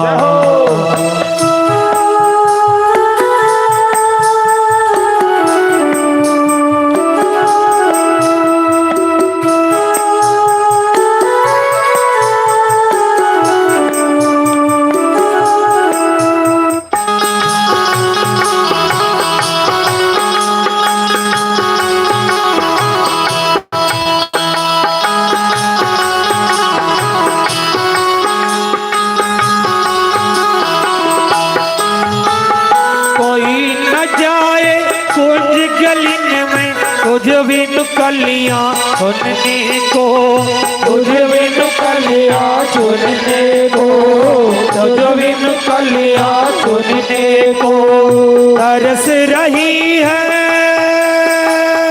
ओ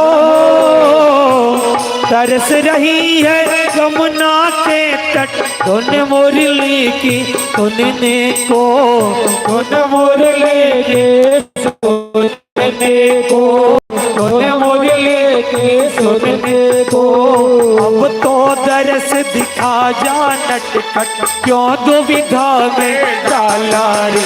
बड़ी देर भई नंदलाला, तेरी राह तके ब्रजवाला।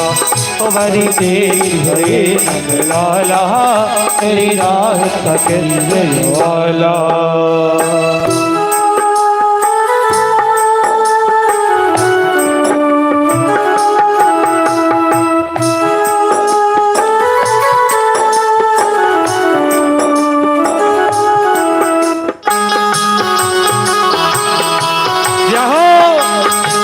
ताली बजाते हुए बड़ी बोल।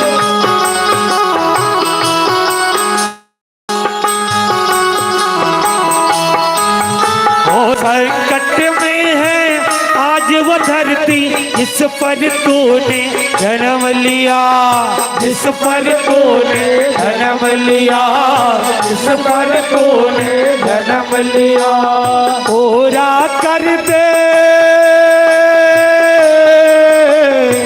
पूरा कर दे आज वचन वो गीता में जो तूने दिया, गीता में जो तूने दिया, गीता में जो तूने दिया। कोई नहीं है तुझ बिन मोहन, कोई नहीं है तुझ बिन मोहन, भारत का रखवाला लाला, हरे राह सके गजवाला, हरि देव भये नंदलाला, तेरी राह सके गजवाला। ओ बाल बाल एक एक से पूछे, बाल बाल एक एक से पूछे, कहाँ है मुरली वाला है, हरि देव भये नंदलाला, तेरी राह सके गजवाला, हरि देव भये नंदलाला, तेरी राह सके गजवाला। भगवान कृष्ण भगवान की जय। सभी भक्तों की पुकार सुनकर भगवान भाद्रमास कृष्ण पक्ष अष्टमी तिथि का योग मध्य रात्रि 12 बजे रात्रि में कंस के कारागार में पहले चतुर्भुज रूप से प्रकट होकर वसुदेव देवी जी को दर्शन दिया, आश्वासन दिया। तमद्भुतं बालक अम्बुजेक्षणं चतुर्भुजं शंख गदायुधायुधं श्रीवत्सलक्ष्मंगल सौभिकौस्तुभं नमामि विष्णुं शिरसा चतुर्भुजं। सभी देवता उस गर्भगृह में आए और भगवान की गर्भ स्तुति करने लगे कि सत्यम व्रतम सत्य परम सत्यम सत्यस्य योनि निहितम च सत्ये सत्यस्य सत्यमृत सत्यनेत्रम सत्यात्मकं त्वां शरणं प्रपन्ना। सभी देवता भगवान चतुर्भुज रूप से गर्भ में प्रकट हुए तो स्तुति करते हैं, गर्भ स्तुति। और हम लोग भी भगवान से दोबारा प्रार्थना करें कि स्वागतम कृष्ण सुस्वागतम कृष्ण स्वागतम कृष्ण ओ स्वागतम कृष्ण स्वागतम कृष्ण स्वागतम कृष्ण स्वागतम कृष्ण ओ स्वागतम कृष्ण स्वागतम सुस्वागतम शरणागतम कृष्ण स्वागतम सुस्वागतम शरणागतम कृष्ण।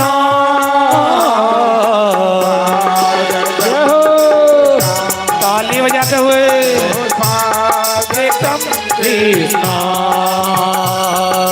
स्वागतम कृष्ण ओ स्वागतम कृष्ण।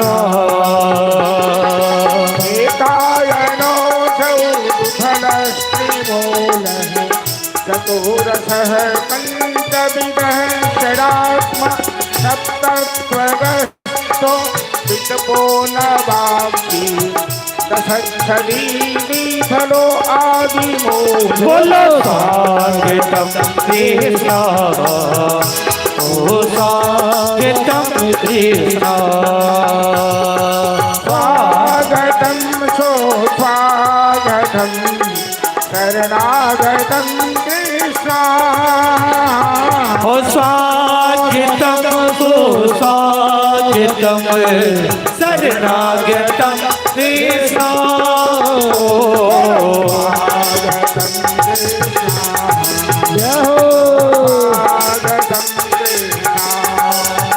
बोलो स्वागतम कृष्ण ओ स्वागतम कृष्ण स्वागतम कृष्ण ओ स्वागतम कृष्ण स्वागतम कृष्ण ओ स्वागतम कृष्ण।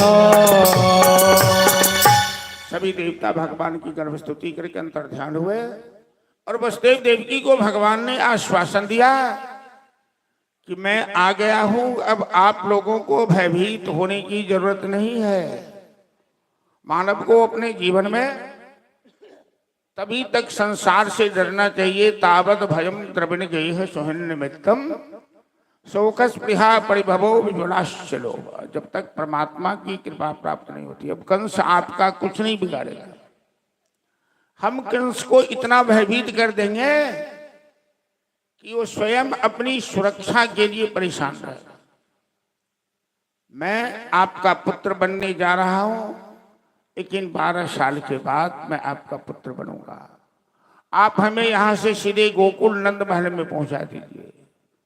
मैं नंद यशोदा का पुत्र बनके 12 साल से पहले वहां लीला करूंगा। अभी आपने जो पूर्व जन्म में अपराध किया है उसका प्रायश्चित बाकी है। अभी भजन कीजिए कारागार में रहकर। 12 साल कारागार में, 12वें साल में कंस का वध कर आपको कारागार से मुक्त करूंगा। आप हमें शीघ्र यहाँ से गोकुल पहुंचा दीजिए नंद महल में। ऐसा आश्वासन देकर भगवान चतुर्भुज नारायण अंतर ध्यान हो जाते हैं और नन्हा सा बालक 2 हाथ वाले बनकर, भगवान तो अनादि पुरुष हैं, वो जन्म लेते नहीं, वो तो लीला करते हैं, लीला बिहारी। तो छोटे से बालक बने और अद्भुत चमत्कार हुआ कारागार में। जब भगवान चतुर्भुज रूप से प्रकट हुए या बाल कृष्ण के रूप में प्रकट हुए तो ताले खुल जाते हैं, पहरेदार सो जाते हैं, हथकड़ी बेड़ियां खुल जाती है। जब जन्मे कृष्ण भगवान जेल दरमियान मुरलिया वाले खुल गए जेल के ताले। चलिए भजन